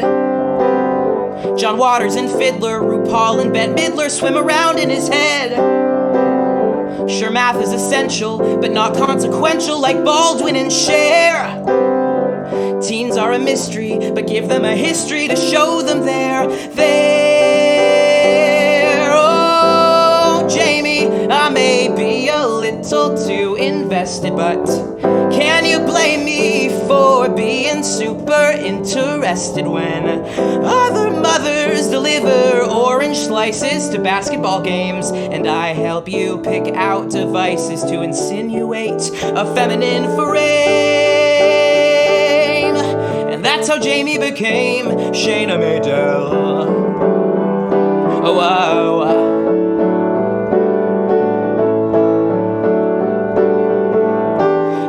Pretend that you'll lean on me forever, and I comprehend this is not a mother-son endeavor. Well, at least not in perpetuity. So for now I'll treasure this time together, just you and me and Shayna Maidel.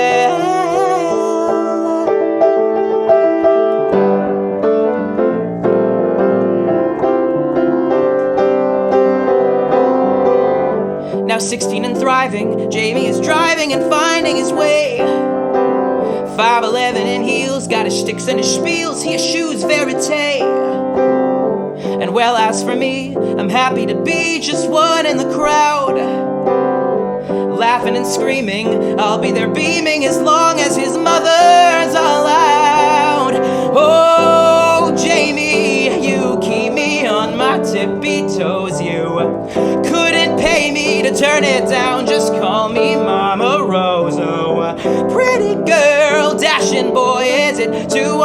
knows to say, you make me proud.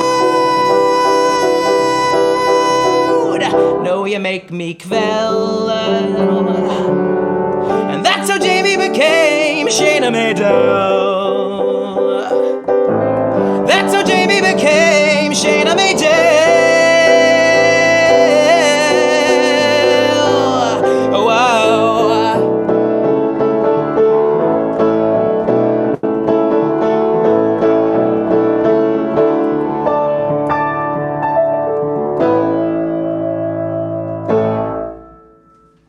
Thanks so much. Thank you so much, Julian. So cool. What a night this has been. I hope you're enjoying your Tuesday/Wednesday Australia, because I'm enjoying mine, and I'm enjoying my virtual birthday party so much. Yeah, I was a teenager who would watch videos on YouTube from Joe's Pub and 54 Below and think, why do we not have that in the UK?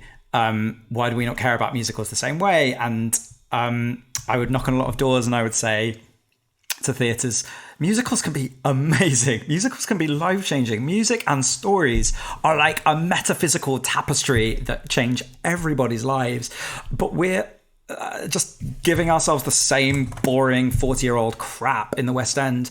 And we're not allowing new musicals to percolate. And when we are, we're making pop stars do them. And I didn't want that. I wanted musicals to be made by people who love them and care about them. And I took inspiration from the American scene, that Birds writers like Julian, like Zoe, and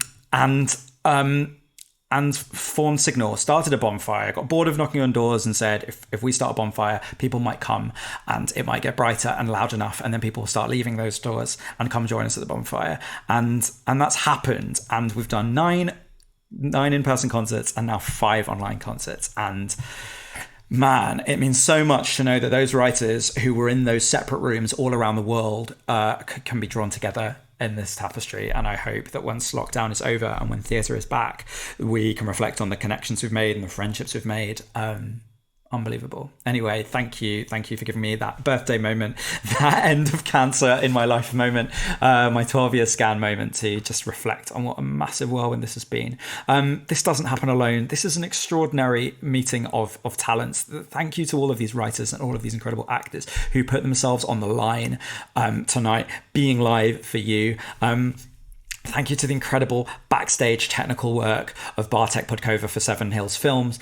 Bartek streams the show, he curates, he organizes it, he does the incredible and interminable sound check, and draws it all together, and we're really grateful to him. And also to Christian Czornyj, whose tech and innovation has been something that the entirety of Signal Online has been built on for the past 10 weeks.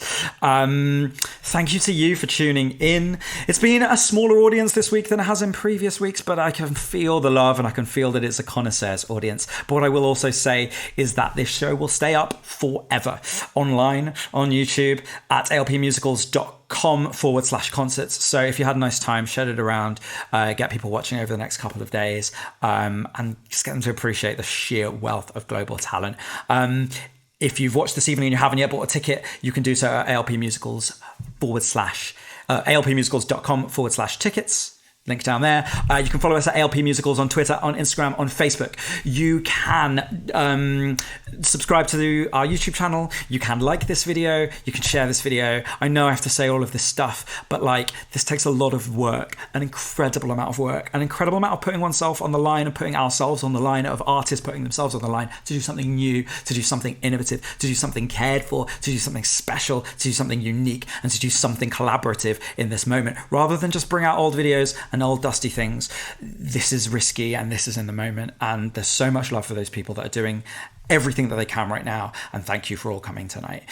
So it takes us to our last song of the evening, and a really special one because I worked with this writer as an actor when he first graduated from drama school, and just found him to be the most extraordinary musician and incredible guitarist. Loads of people have guitar on their resume, on their CV, but they can't really play the guitar. This guy could really play the guitar, and sing and act like a storm. A few months ago, before lockdown, he got in touch and asked if we could have a coffee and said, I I'm a writer. I'm writing songs. I want to write musicals. I've been collaborating with a drummer I met while gigging as a guitarist, and she lives in New York. And we started writing songs together, and we think they belong in musicals. We think they're narrative songs. And I agree with him. And he got in touch with me as I was finalizing the lineup for Signal Online, and with this next song that had just been written. And I thought it had to be in Signal Online. And it had to close out the night. And what's amazing about his collaboration with his co-writer, Jessie Linden, is that it is transatlantic already. He's based in London, she's based in New York. He's a guitarist, singer-songwriter, and she's a drummer, singer-songwriter. And they've started collaborating together digitally. They write songs collaboratively across the ocean from one another. And it feels only right that we end tonight's concert with a song made in transatlantic cross collaboration. Sending you now live in London to close Signal Online 5, the incredible Matt Harvey.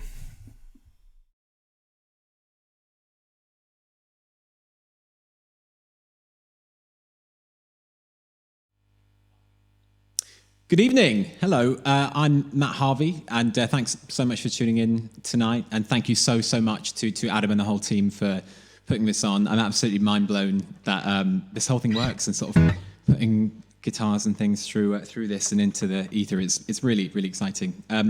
This song that I'm going to perform tonight, I wrote with a dear friend of mine called Jessie Linden, who I think is watching. Hi, Jessie, if you are. And Jessie lives out in New York, and we met a few years ago playing in a band for a singer, and began sort of writing pop songs together and some sort of funky things. And then recently we started listening to a ton of Punch Brothers. And if you've not listened to them, I recommend you do, because it's just beautiful music. And since then, we've kind of just been enjoying songwriting and seeing where it goes, and saying, well, let's write a song about this, let's write a song about that. I've got some chords. What do you think these do? And I was in New York a couple of years ago, sort of playing with some chords, and I found out someone in my extended family was caught out on a very long affair, and we thought, well, why don't we riff on this song, and we've ended up kind of writing something that's from the perspective of the devil, almost, talking to someone who's been kind of caught doing something bad, and the more we wrote it, we went, well, this is turning into a big 11 o'clock number. So we just kind of lent into it, and this song is called Gotcha, and I hope you enjoy.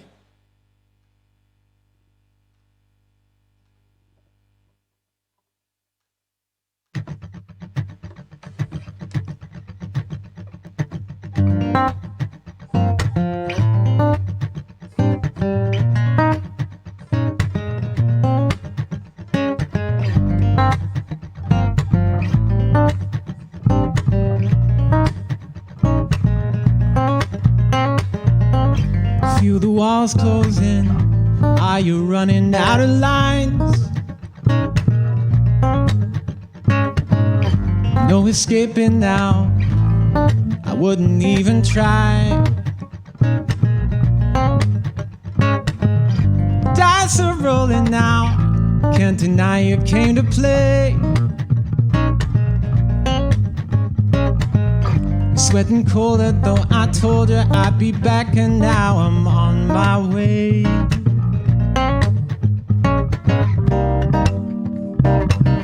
If you say the truth, will set you free. Pulse is running high, guilty dagger right on time. Conscience creeping in, your conviction is your crime. Sands are bleeding now, it's too late to change your mind. Self-infliction is a fickle mistress, guess you missed the warning signs.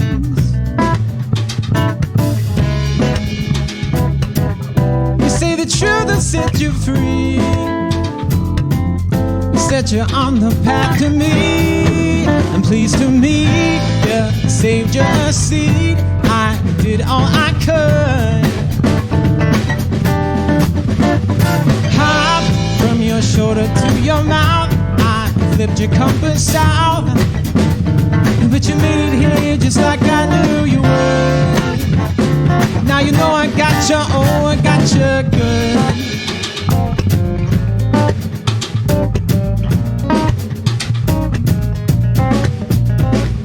Here I got you this, even put it in a frame for ya. Ain't that your signature?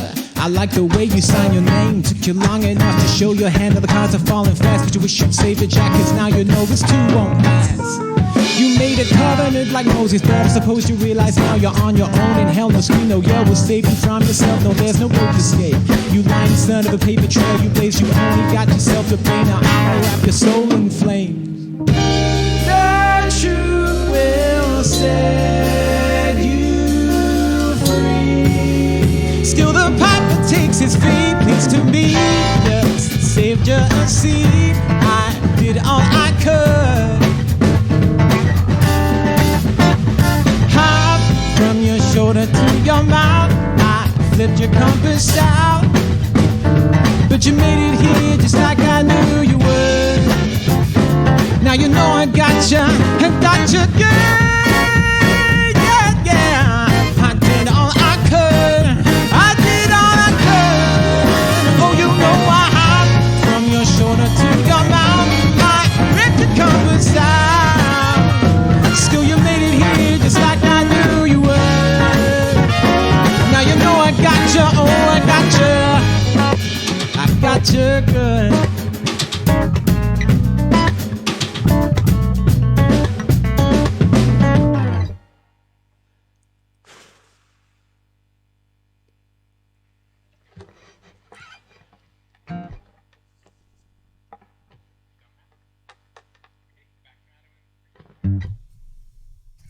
Thank you so much, Matt. That was a jam.